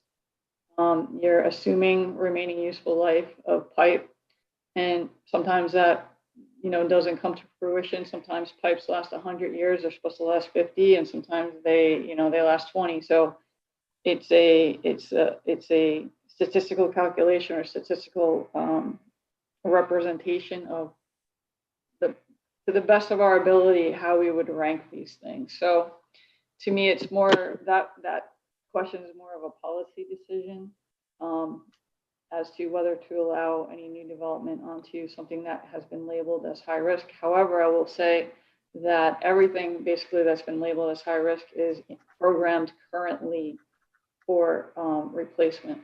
So there's nothing that's out there that's high risk that we're not in the works in one way or another, either in planning, construction, or design right now.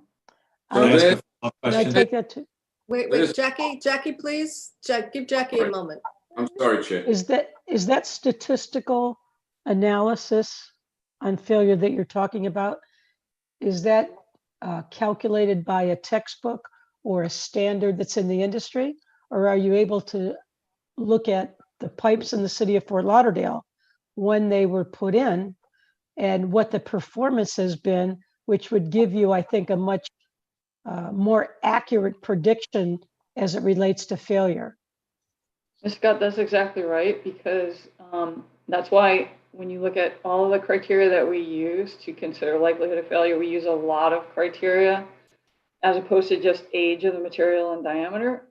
Age, material, and diameter, we looked at maintenance records, how likely this pipe failed in the past. So in terms of remaining useful life or life of a pipe and where any particular pipe is in its lifespan, that's one consideration, but we modify that with local experience specific to Okay, that's what I want to know. Lauderdale.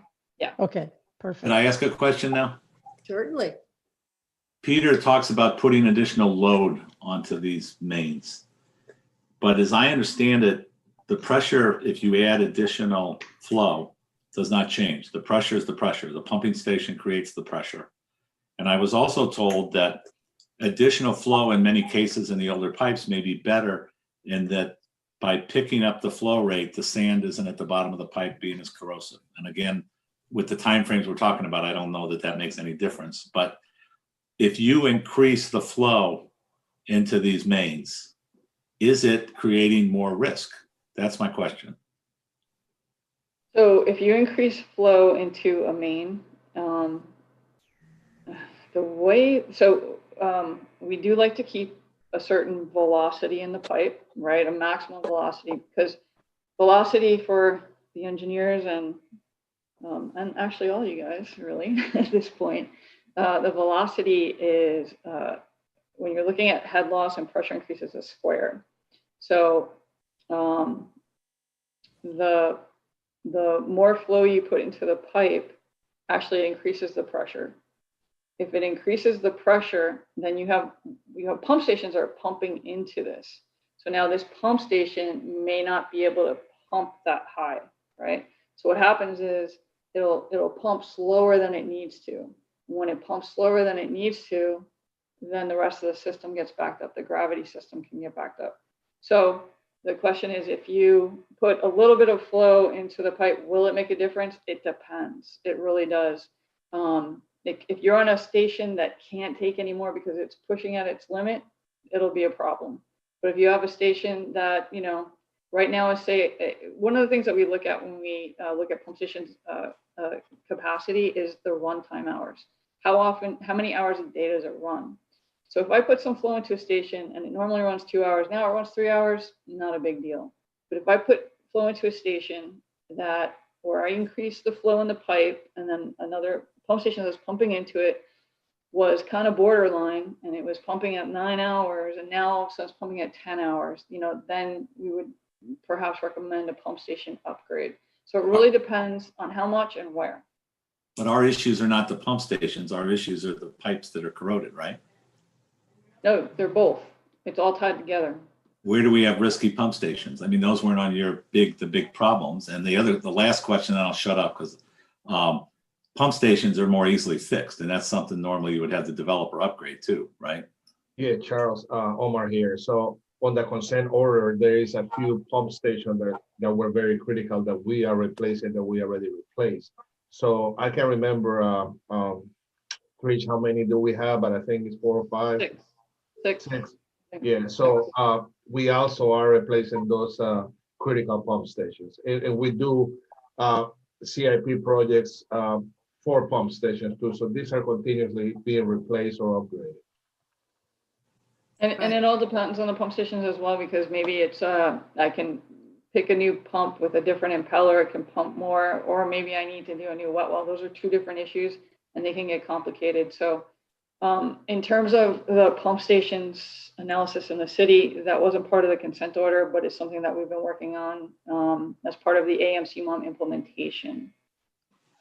Can I point out that the Reese report had some data about the pump stations that in 2017 were running too hot, or were the flow was too high in those pump stations. I'm assuming, correct me if I'm wrong, that those were the pump stations that we've been working on since 2017, making the replacements on. But I remember Raj said something about at our last meeting that all the pump stations practically needed to be upgraded or replaced. When are we going to get information on the pump stations? Because it seems that the pump stations are really a key element here. And I'm just learning about pump stations. Thank you very much, Charlie. That it's not just the pipe, it's the pump station that pushes the effluent into the pipes. So when are we going to do an analysis of the current condition of all of our pump stations? Or is that in the process? There's two parts to that. Going to condition. Generally in the industry, rule of thumb is any piece of rotating equipment, regardless of what it is, has a much shorter lifespan than, like, say, a pipe or a concrete basin. So generally, it's about 10 years is the lifespan of say, a pump. So there is a program in the city that is replacing pump stations, replacing pumps as needed, and that kind of thing. There's also the priority pump stations that were listed in the Reese report that went into the consent order, which are now all complete ahead of schedule. The third element is the capacity of the station. Now, the capacity of the stations were analyzed when we did the capacity model. So the capacity model looked at both the pump stations and the force mains. And so out of that capacity model, there were a few recommendations, but not too many. So in other words, given the sort of the existing condition right now, and actually we projected it for till 2045. I don't know the exact number of them, but there were recommendations in there, but it wasn't an extensive, you have to replace every single pump station for capacity. You do have condition issues to deal with, so. Okay. So yes, Chairman Romano, I have some information. I knew I did. There is actually the CIP actually has funding for about $20 million for repair and rehabilitation for 29 of the 186 pump stations. And what we can do is for the next report, we'll provide a report on where we are with pump stations, what projects are within the CIP, and the assessment that you asked for. Thank you. Okay, Ralph, you're raising your hand. Thank you. Yes, one of one of the things I don't think mentioned was the fact that as the city continues to repair, replace the gravity sewers, this will reduce the flows into the pump stations. It'll also save the pump impeller blades from the sand that's also getting in with the groundwater.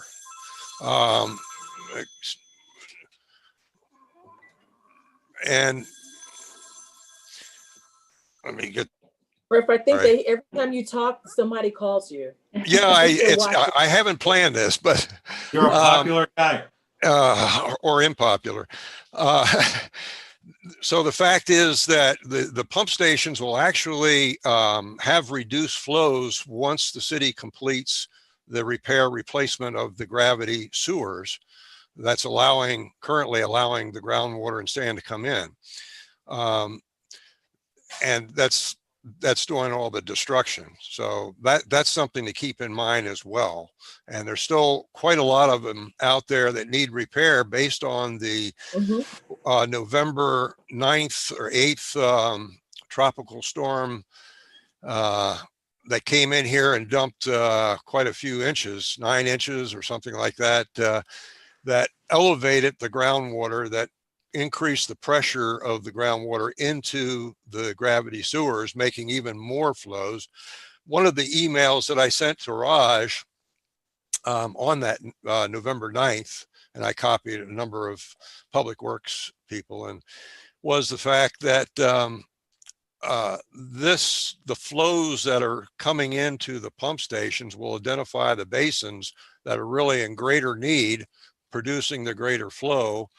And also, don't forget about the George C. Lomar wastewater plant that's getting up to like 30 to 50% of because of this intrusion. So there's a lot of things. There's a lot of things that are in play here and will improve once the gravity sewers are fixed. We're prepared to we have a report in number 5 when we get to that point, and we'll have some conversation a little bit more about that. Great. Okay. So Peter, do you want to stick to this subject? Because we really have to move on. Yes, this is my concluding thought. A lot of expense and a lot of analysis has gone into this FMCA. And I would like to suggest to staff that they give serious consideration in their future adequacies analysis of proposed developments on at least reporting as to whether that development puts flow onto a high risk force main, high risk as categorized by likelihood of failure, not consequence of failure. And just to report it, not to say any conclusion should be drawn from that, but at least report on the fact that there is infrastructure that has been judged to be at high risk. Okay, thank you very much. All right, I think, is there anybody from the public who wanted to speak on this particular subject, Pauline? No, we don't have anyone signed up for this matter either. Okay, well then if everybody would agree, we should move on to another very high profile subject, which is a discussion of the owner's representative role, project manager in the wastewater treatment plant project. Chairman Mamano, I have Steve Gilbert on, that's going to provide an update on that project. Excellent. Jill. Steve. Good afternoon. Steve. Oh, hello, Steve. Hi. My name is Steve Hilberg, and I'm a project manager too for the Public Works Department. For the owner's representative effort to replace the 5-ash water treatment plant, the city completed addressing and consolidating comments for different departments on the solicitation package and is currently getting final comments from the city manager's office. It could be ready to advertise in a week or so, but with the holidays here, we'll probably advertise it in January. After that, it could be advertised for 30 days, but a project of this magnitude might require a little more. And beyond that, the selection of this particular consultant is it's hard to nail down. I don't have any other a projection of the schedule, since there's so many variables ahead. And that concludes the my presentation. Oh, no. Oh, no. No, no, no. Marilyn, come over here. No. Marilyn, go ahead. Sorry. Yes. To add to that, it's going to depend on the number of consultants that bid it. But we're going to have a panel where we're going to, select the most qualified consultant. So it depends how many people really apply, and in the process, how long it's going to take. But we are very we're looking at every. I mean, we're going to make it as fast as we can, to answer your question. I'm sure you are, and Omar, the implementation of this is going to go the way the implementation goes on all of these projects. It takes however much time it takes. But Steve, my question to you is the question I've been asking for 6 months. Essentially, what is this owner's representative going to do? What you can't probably give me the scope because it hasn't been approved yet. All right, it's still in the process. But tell me generally, what is this person or firm responsible for doing? Are we going? Tell me. I don't want to add my thoughts to it. I just want to know from you, what is in this document and what is this person being expected to do? So Steve, let me start by saying some of the general things. It's the delivery method, some of the things that we've been talking about going forward, the design management and looking at that criteria. That is consistent and that has not changed. Making sure that we bring a firm in that can help us with how we're going to design this and how we're going to deliver this, which is the procurement process. Right. And also looking at, the engineering and some of the technical assistance. So that's consistent. It's just that it has taken a little bit longer. And this is a huge document. We're talking about a whole lot of money. We wanted to make sure that we took the time to really make sure that we got all of the input when we developed this RFP. Steve, you wanted to add something? Sure. Well, the role is an extension of city staff. We don't have the expertise on staff that design the water treatment plants. It just doesn't make any sense for us to keep that position filled when we do water plants. The last one was done about 13 years ago. So we need to go outside and get some expertise that has familiarity with the many different kinds of ways to deliver the project, which is going to be a big decision. The capability to confirm the conclusion of the Corolla report. It's very important that we take a second look at that and make sure that that's exactly what we want. And also they're going to be an advocate. They're going to be on our side, and they will be pitted. Well, not that's a harsh word, but they will be pitted against the design team when they come up with something. It's going to have to run through this owner's representative, and they're going to have to give it a truth test. And if it makes it, it makes it. If it not, they're going to have to go back and redesign it.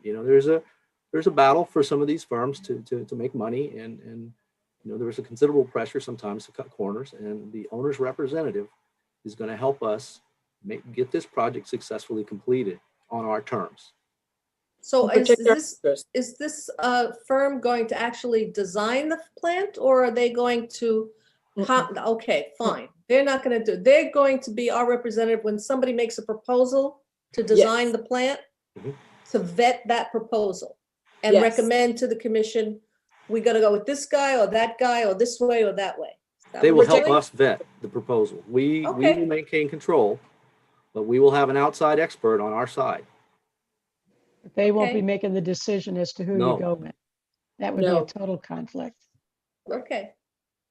Just want to protect our interests, as Steve mentioned, because we don't have that expertise. This person's going to protect our interests by actually being an overseer of this huge project. Okay, well that's good news. I'm looking forward to seeing it. Ralph, I'm sure you have questions. Just a quick, I hope the phone isn't going to ring. Just a quick question. Has there been a final decision, or it's still up in the air, whether or not to go on to the existing 23-acre 5-ash property versus going to the Prospect well field? Hey, I can answer that, Ralph. Right now, it looks like the best option is the well field. And we'll use the five ice facility as the storage and distribution area for all the water. So as it looks right now, that is the route we're gonna go, unless something changes. But I think that's what's gonna end up being. Okay. Peter, But Omar, could you go into, if the commission decided, could they go into a P3 via the owner's representative with the possibility of using the existing site either or? In other words, what you said seemed to rule out that being an option. Yeah, it does, because in order for us to build a new plant, a 5H, we will have to demolish the old plant, and we cannot do that. So we need to build a new plant at the well field, and when that comes online, then we can demolish the existing plant. so Steve, when you said that one of the roles that this firm is going to play is to confirm the Corolla report, you're essentially saying confirming the technology and that they have proposed, rather than to open up the question again of whether we should build it at the well field or we should try and build it at 5-ish proper. They could look at it. We haven't determined that level of scope yet. When they're on board, we can ask them to do whatever that we feel that we need to be looked at and confirmed. And that would certainly be part of it. They should look at the conclusions in the Corolla report that the new plant cannot fit on the 5-ash site and must be built elsewhere. But yeah, I don't see why not. Okay, I have a question for you, Omar. At our last meeting, you mentioned something about the pilot program to test the new technology that Mr. Boyd constantly brings up. And you said something to the effect that they were going to do a full-scale test of that method of that technology. Is that still on the, are we still doing that? Yes, and actually it's with procurement right now. So we should have a PO ready, hopefully this week or next week. Okay. That is to compare to what Corolla did on a larger scale. Okay. So yeah, All right. that should be done here pretty soon. Okay, well, I don't know if anybody else has any more questions on this. I'm very I have anxious. one, Madam Chair. Okay, Roosevelt. Just for that owner representative, will there be any sharing or any liability for mistakes that's made by this representative when it comes to the planning and the implementation? If there's no liability, you got nothing to hold this person's feet to the fire. True.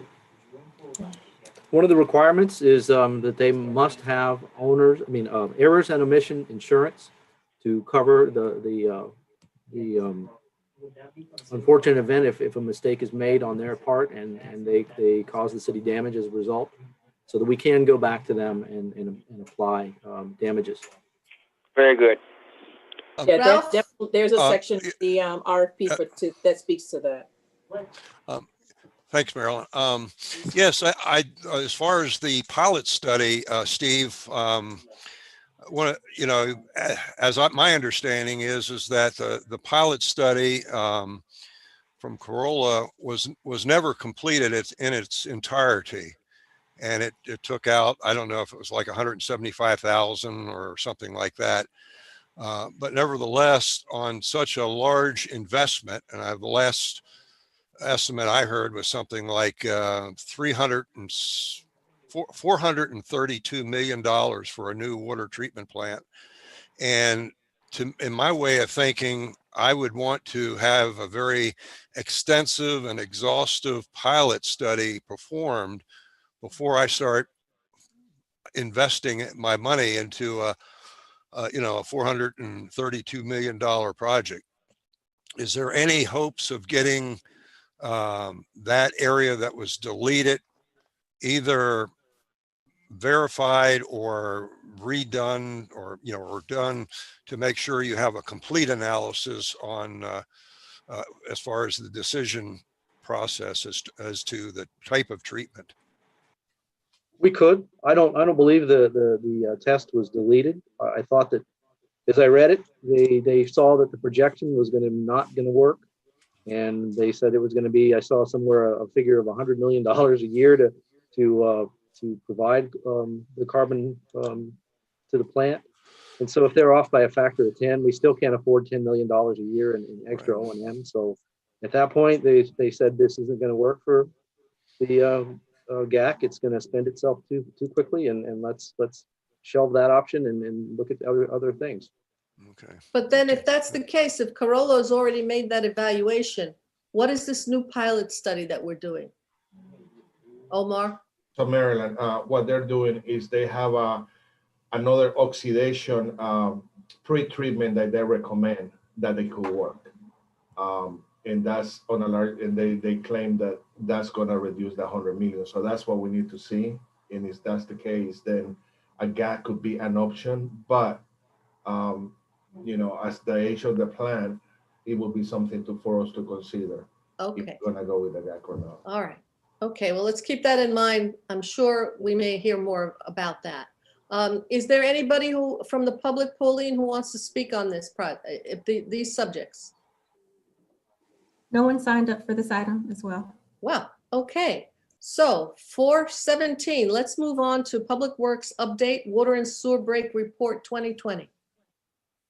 We asked the staff to provide some perspective on how many gallons have been discharged and where they've been discharged, and who's going to do, who's going to do this one, Anisha?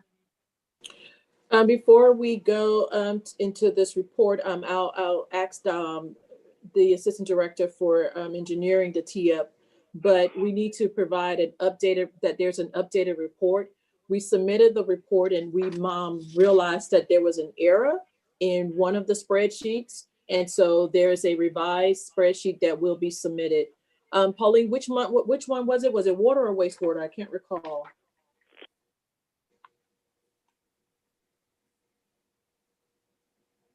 Pauline? Both water and wastewater has an update. Well, I guess we just sent them both over again, but one of them, the pie chart was wrong. So we just we sent an update. Can you bring up the report? Sure.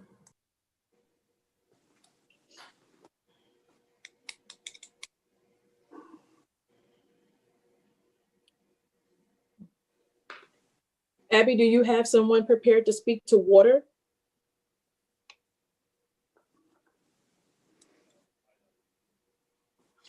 Yes, Rick is on the line. I believe you could speak with the regarding water distribution. Yeah, good afternoon, everybody. It's Rick Johnson, Utilities Distribution and Collection Systems Manager over water.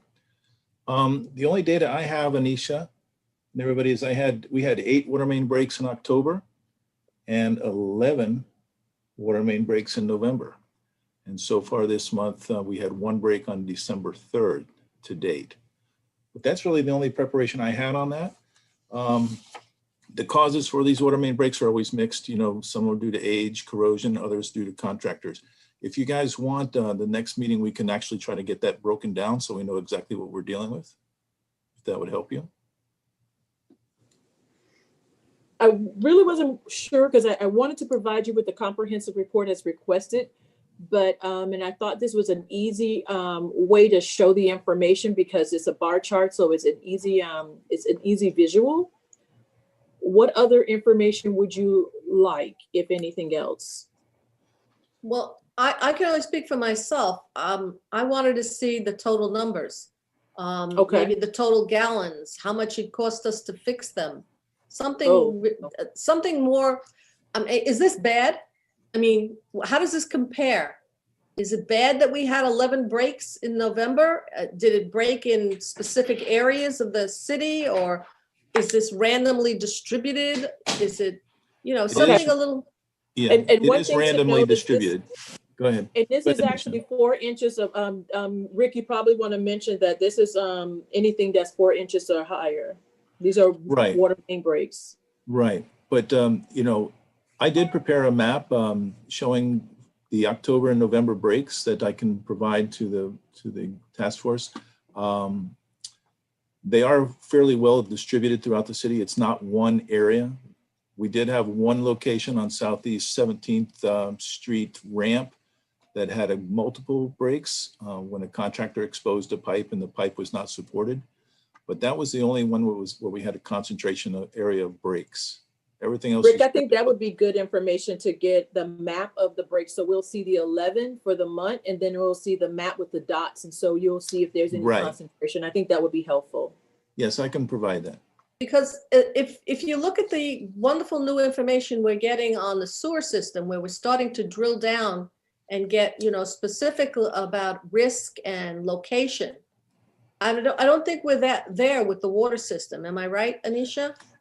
Not yet, no. Not yet. One of the Someday things soon.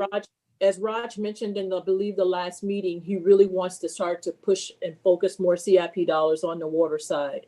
Right, because what I'm needing to look at is what is the scale of the problem? Where is the problem more concentrated so that we know where to put the dollars?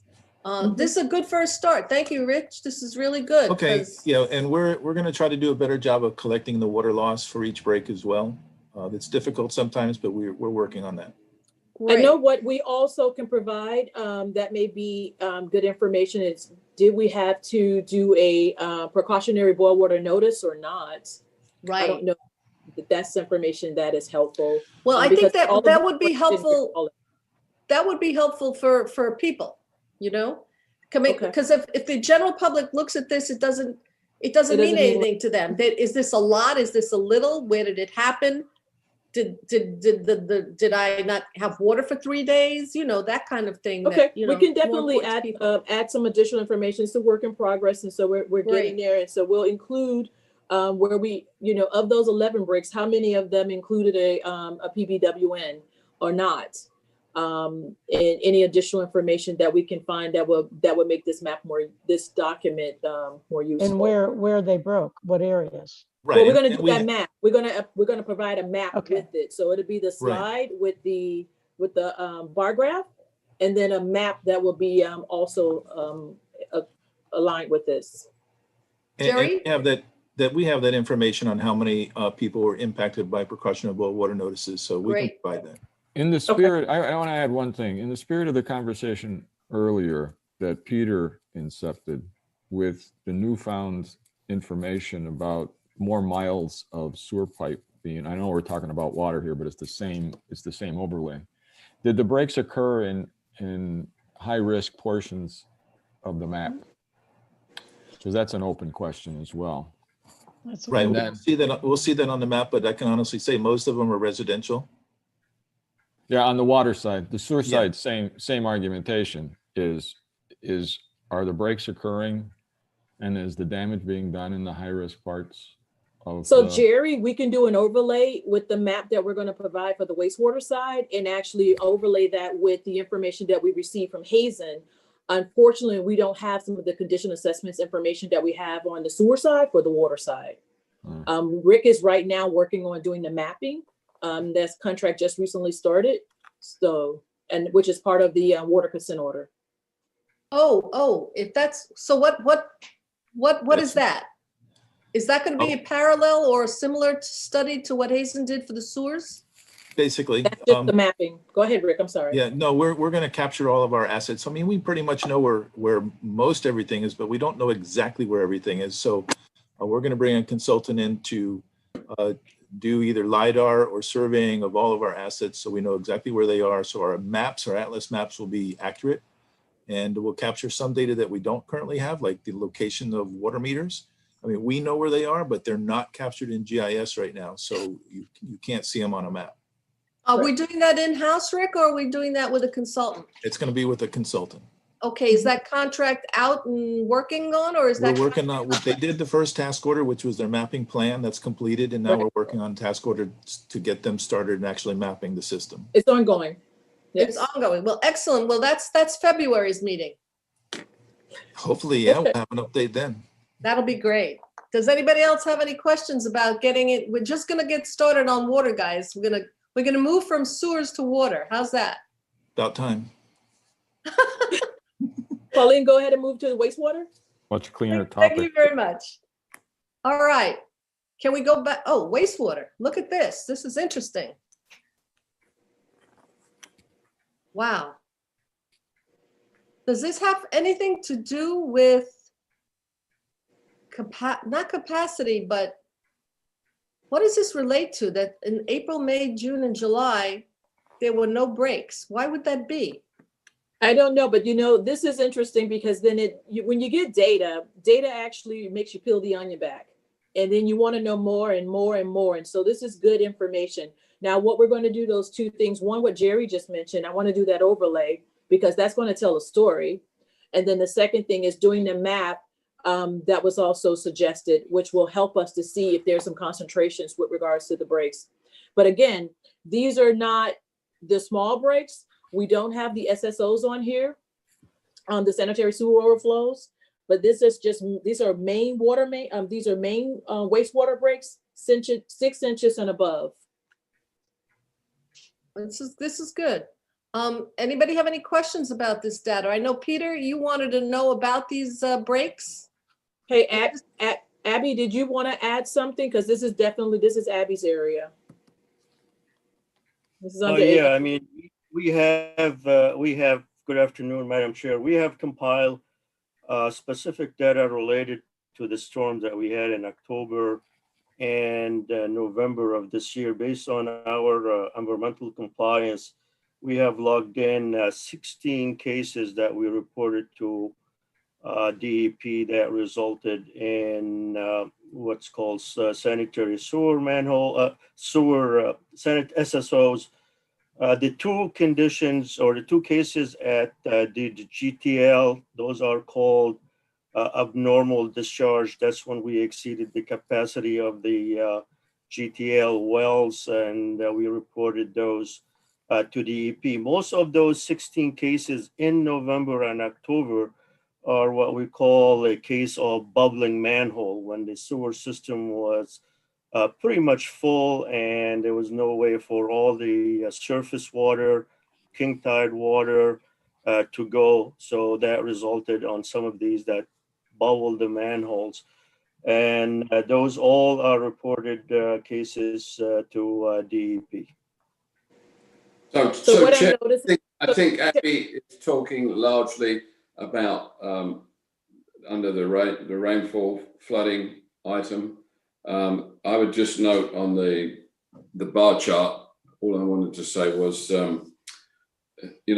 force main breaks are still occurring, and they are the most significant because it's sewage under pressure.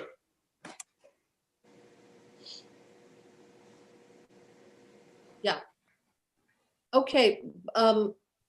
As I was telling my colleagues before the meeting started, I have signed up for email notification of pollution incidents in Broward County. And there seems to be a whole heck of a lot of them going on. And they actually give you the total number of gallons that were sewage that were spilled, and whether or not they were spilled into the intercoastal or into our waterways. Do you have that information, Abby? Mm-hmm. Yes, our environmental section compiled all that data, and we have a spreadsheet for the recent event in November and October. I have forwarded that spreadsheet to Anisha earlier last week. She could provide that to the board. So what is the sort of big picture in this last storm or the last two storms? How many? The picture in the last storm, the system, our system, including GPL, has performed pretty well. We didn't have a major break in terms of transmission main system or major break in the GTL plant. Most of the incidents that we had was, again, bubbling manholes and the like, where the system was pretty full. But by far, Most of the conveyance system, the pressure system has performed very well. We had a number of a pump station, specifically in certain area of the town, get into alarm condition, which was very common among all the Broward municipalities. And with time, those have come down, but we didn't have any SSO related to pump station overflowing, but it was mostly manhole and the like. That's good news. That's good news. So Abby, Chair, can I ask Abby? So specific to GTL, in the time period, the 7th and 8th, I guess, when Tropical Storm Eta was around, just explain to me, because I don't fully understand, how GTL operates. It has a certain maximum treatment capacity, but that itself is limited by the injection well capacity. So my two questions are, do we have any raw sewage, which they appear to have had in Hollywood, backed up nearby the treatment works? And if not, did you have to release treated grey water into the intracoastal because the injection wells were insufficient? Can you just describe how that was working, please? Yes, and thank you for the question. Specifically for November 8, 9, and 10, what has occurred is the amount of income and flow coming to GTL pretty much double. We run normally about 45, 47 MGD. The income and flow went all the way beyond the 92 mark. That is the well capacity. Now the plant continued to perform and the plant continued to treat that water. That water is, by definition, is a treated water and it's disinfected water. However, where we could not do is we could not inject that water, which was around 93 MGD, into the wells. We exceeded the wells capacity during that time period. And as a result, there was a difference, a delta between our well capacity, and that's what the delta that went into the discharge into the intercoastal. That's a treated water. It's a chlorinated water. It's called by definition, by regulation, as an abnormal discharge, and that's strictly due that we could not inject it during that time period into the wells. But you didn't have significant sewage on the surface because you were backed up into GTL, correct? No. The flow that came into GTL, we logged it in at about 93 MGD, and that's right there at the well's capacity. So we didn't have any surface discharge at the plant. We didn't have anything at the influent pump station. It just went into the treatment train. It got treated, except we could not inject it in all the 5 wells because we exceeded the well capacity by a couple MGD. The well capacity, individual well capacity is capped at a certain value. I believe it's about 18.6 MGD per well. You times that by 5, that give you the limit. The other factor when you inject is the pressure as well as the velocity. And we could not inject more than what the regulatory is on those well fields. So again, there was a little delta between the 92 and 93 and a half that went into the intercoastal, and that's what we reported as an abnormal event because we're supposed to report that to the EP by regulation. Okay, well, you know what I'm going to say. Time to get that extra injection well.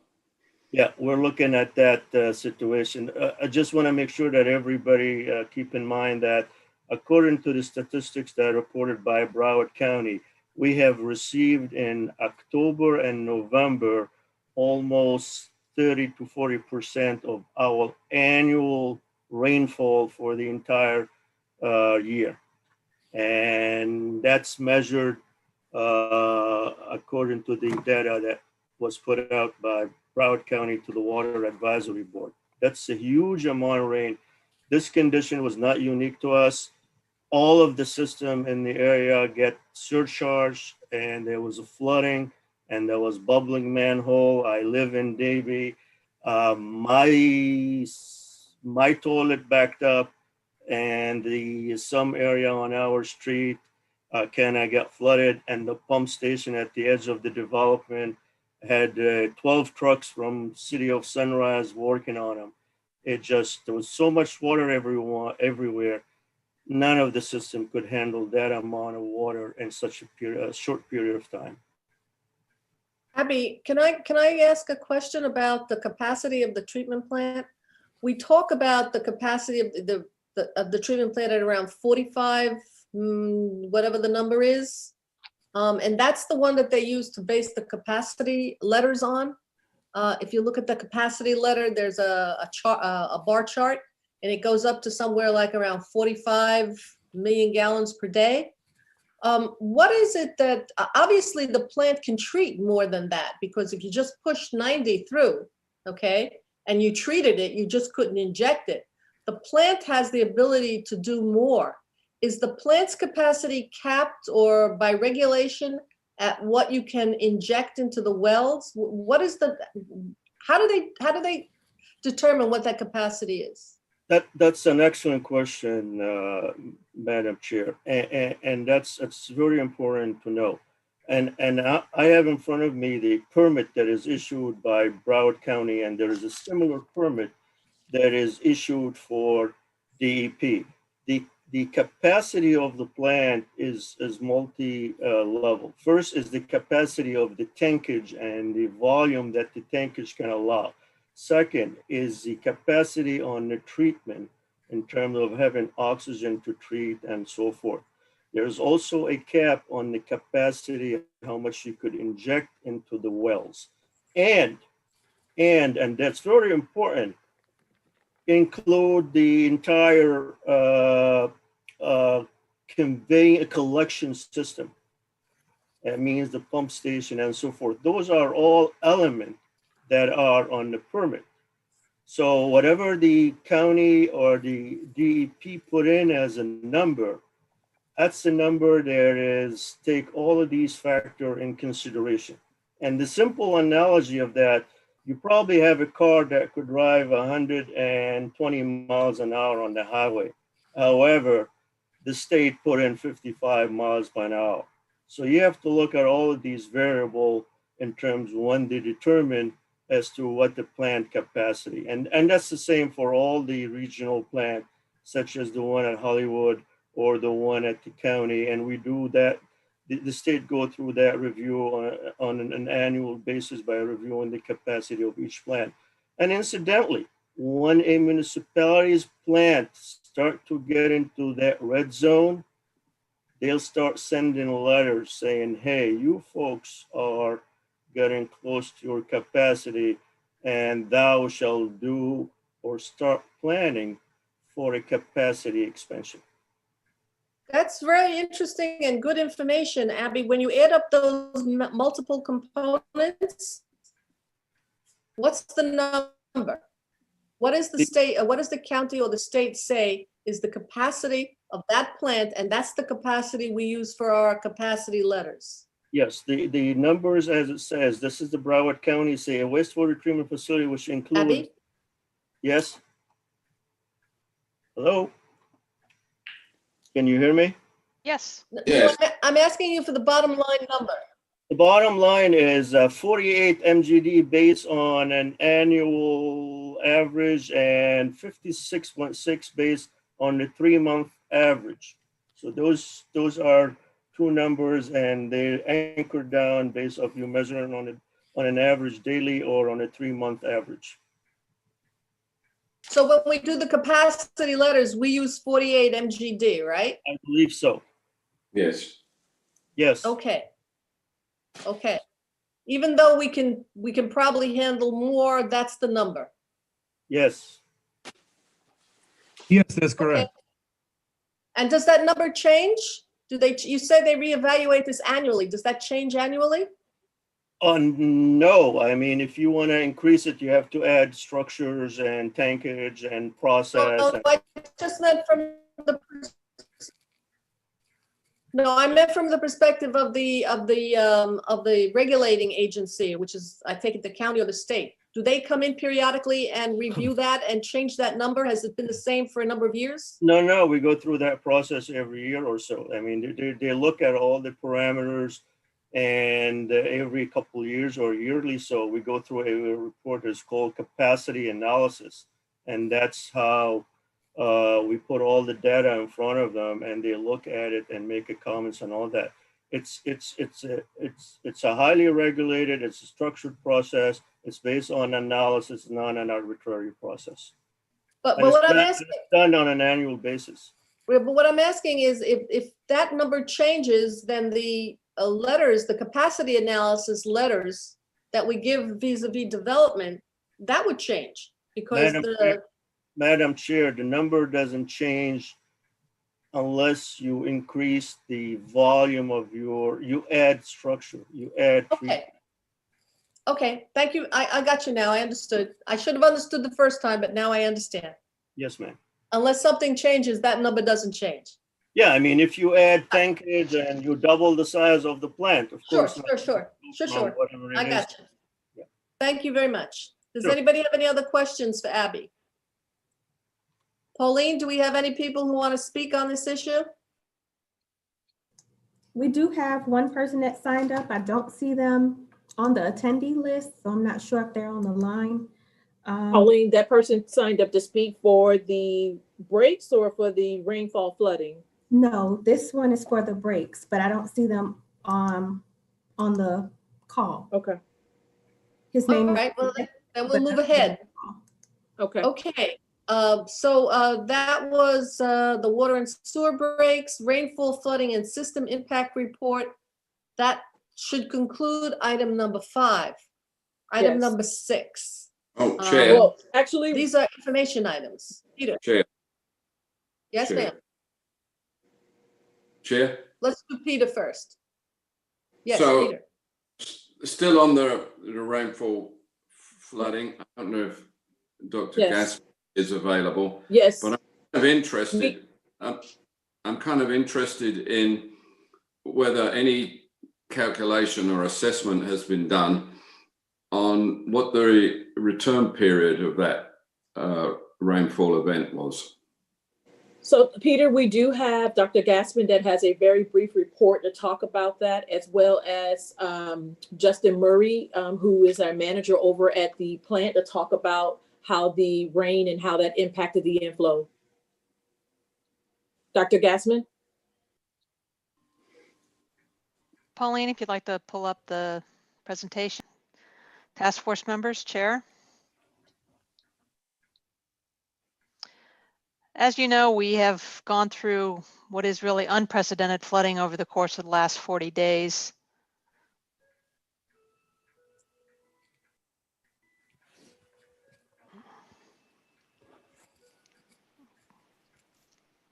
And Pauline, we can't see the whole slide.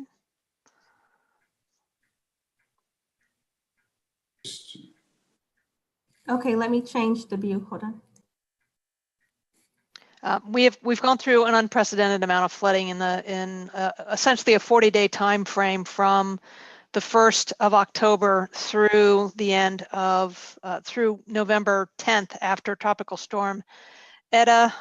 We have always known that if we had a significant rainfall event associated with a tropical storm, that flooding would be a major concern. The majority of our stormwater system is a gravity system.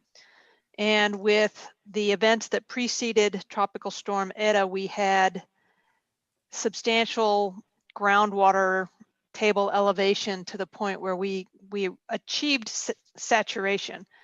And when Pauline gets the slides up, I can pop through that information fairly quickly.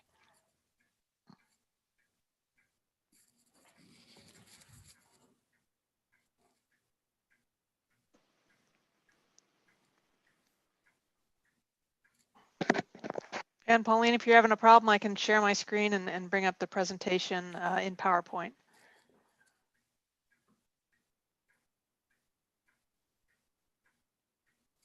I have it sharing now.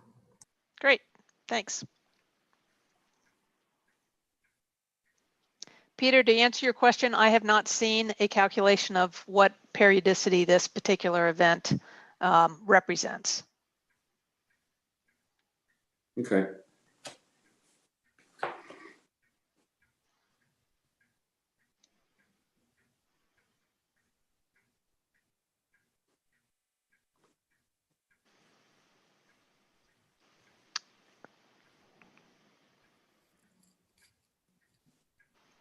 Well, I guess my point, Dr. Gassman, is would you agree that probably because of climate change, these extreme events are becoming more frequent?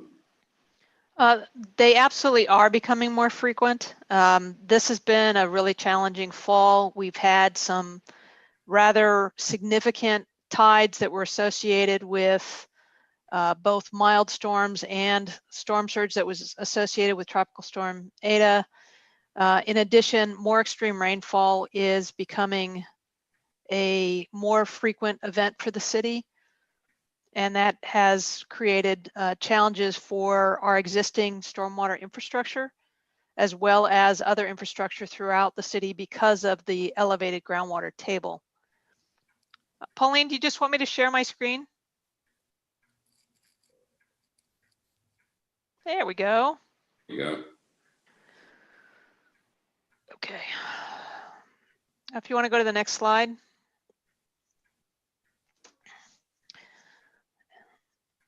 So from October 1st through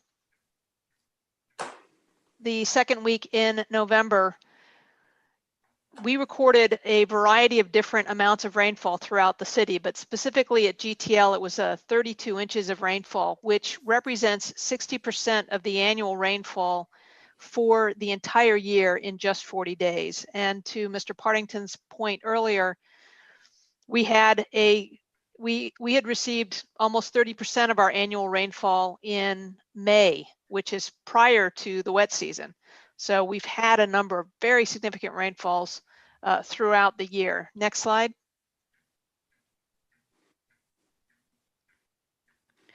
When you look at where we entered October in terms of the groundwater level, it was roughly at 4 feet below the groundwater surface, and I'm reading the right axis, not the left axis.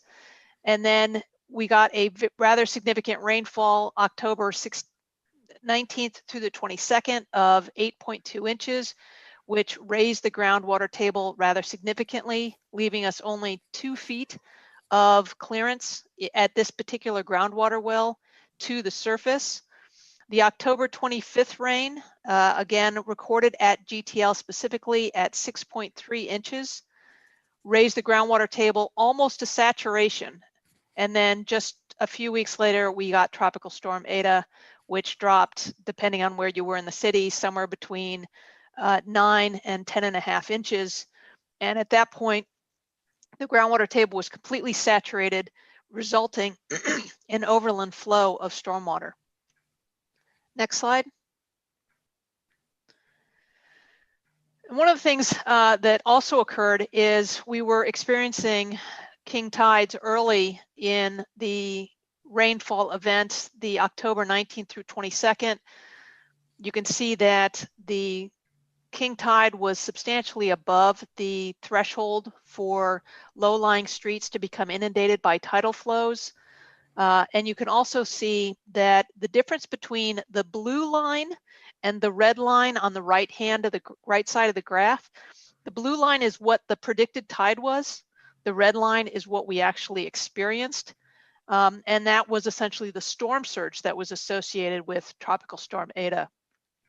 So while we experienced flooding throughout the city, whether those areas were substantially tidally influenced or not, we did experience a storm surge, which aggravated some of the challenges for flooding in the eastern portion of the city. Next slide.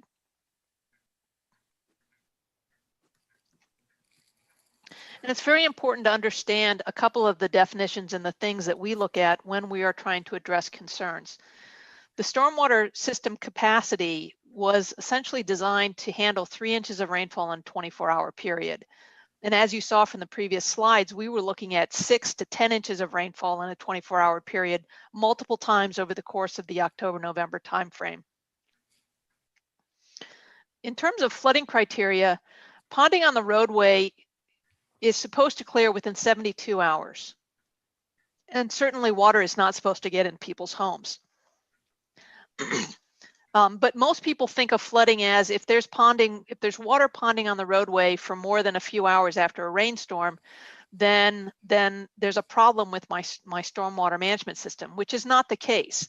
Again, we use ponding on the roadway if it lasts for more than a 3-day period as the criteria under which we need to consider changes to the stormwater system and potentially capital improvements.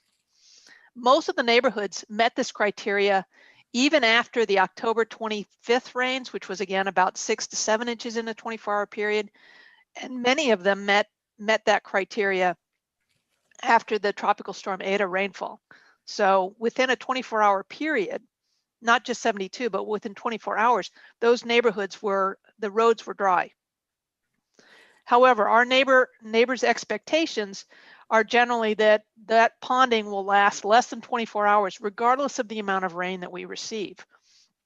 And so the system often fails to meet expectations because the expectations are not aligned with the way that the system is designed. Next slide. So when we look at our customer service center calls, you can see that the various amount of calls depending on the district, the commission district. And most of these calls, again, came from the Melrose Park, Melrose Manors neighborhoods. But you can see that even in District 2 and District 4, there were still a significant number of calls that were placed. Next slide. When you look across the neighborhoods, and all of these are on the same scale, in District 3, there were 329 calls that came from the Melrose Park neighborhood. Otherwise, and Melrose Manors was the next in line after that with over 100 calls. You can see that there were calls generated throughout a lot of the different neighborhoods. And when we go to the next slide, what you can see is the neighborhoods that were most severely impacted and represent the highest number of calls. If you could go to the next slide, Pauline. So these were the neighborhoods where we had significant flooding, both in the roadways and in some situations in people's homes. There is a note there on the slide that while we had some neighborhoods where the homes had flooded, they did not meet the general flooding criteria. The water receded within a 24-hour period, but it still resulted in water ending up in people's homes. And as you look at that map, what the next slide will show you is the number of those locations where we have planned improvements, either as part of the Stormwater Master Plan in this phase or the coming Stormwater Master Plan that we will begin in the next few years. So if you could go ahead and click, Pauline.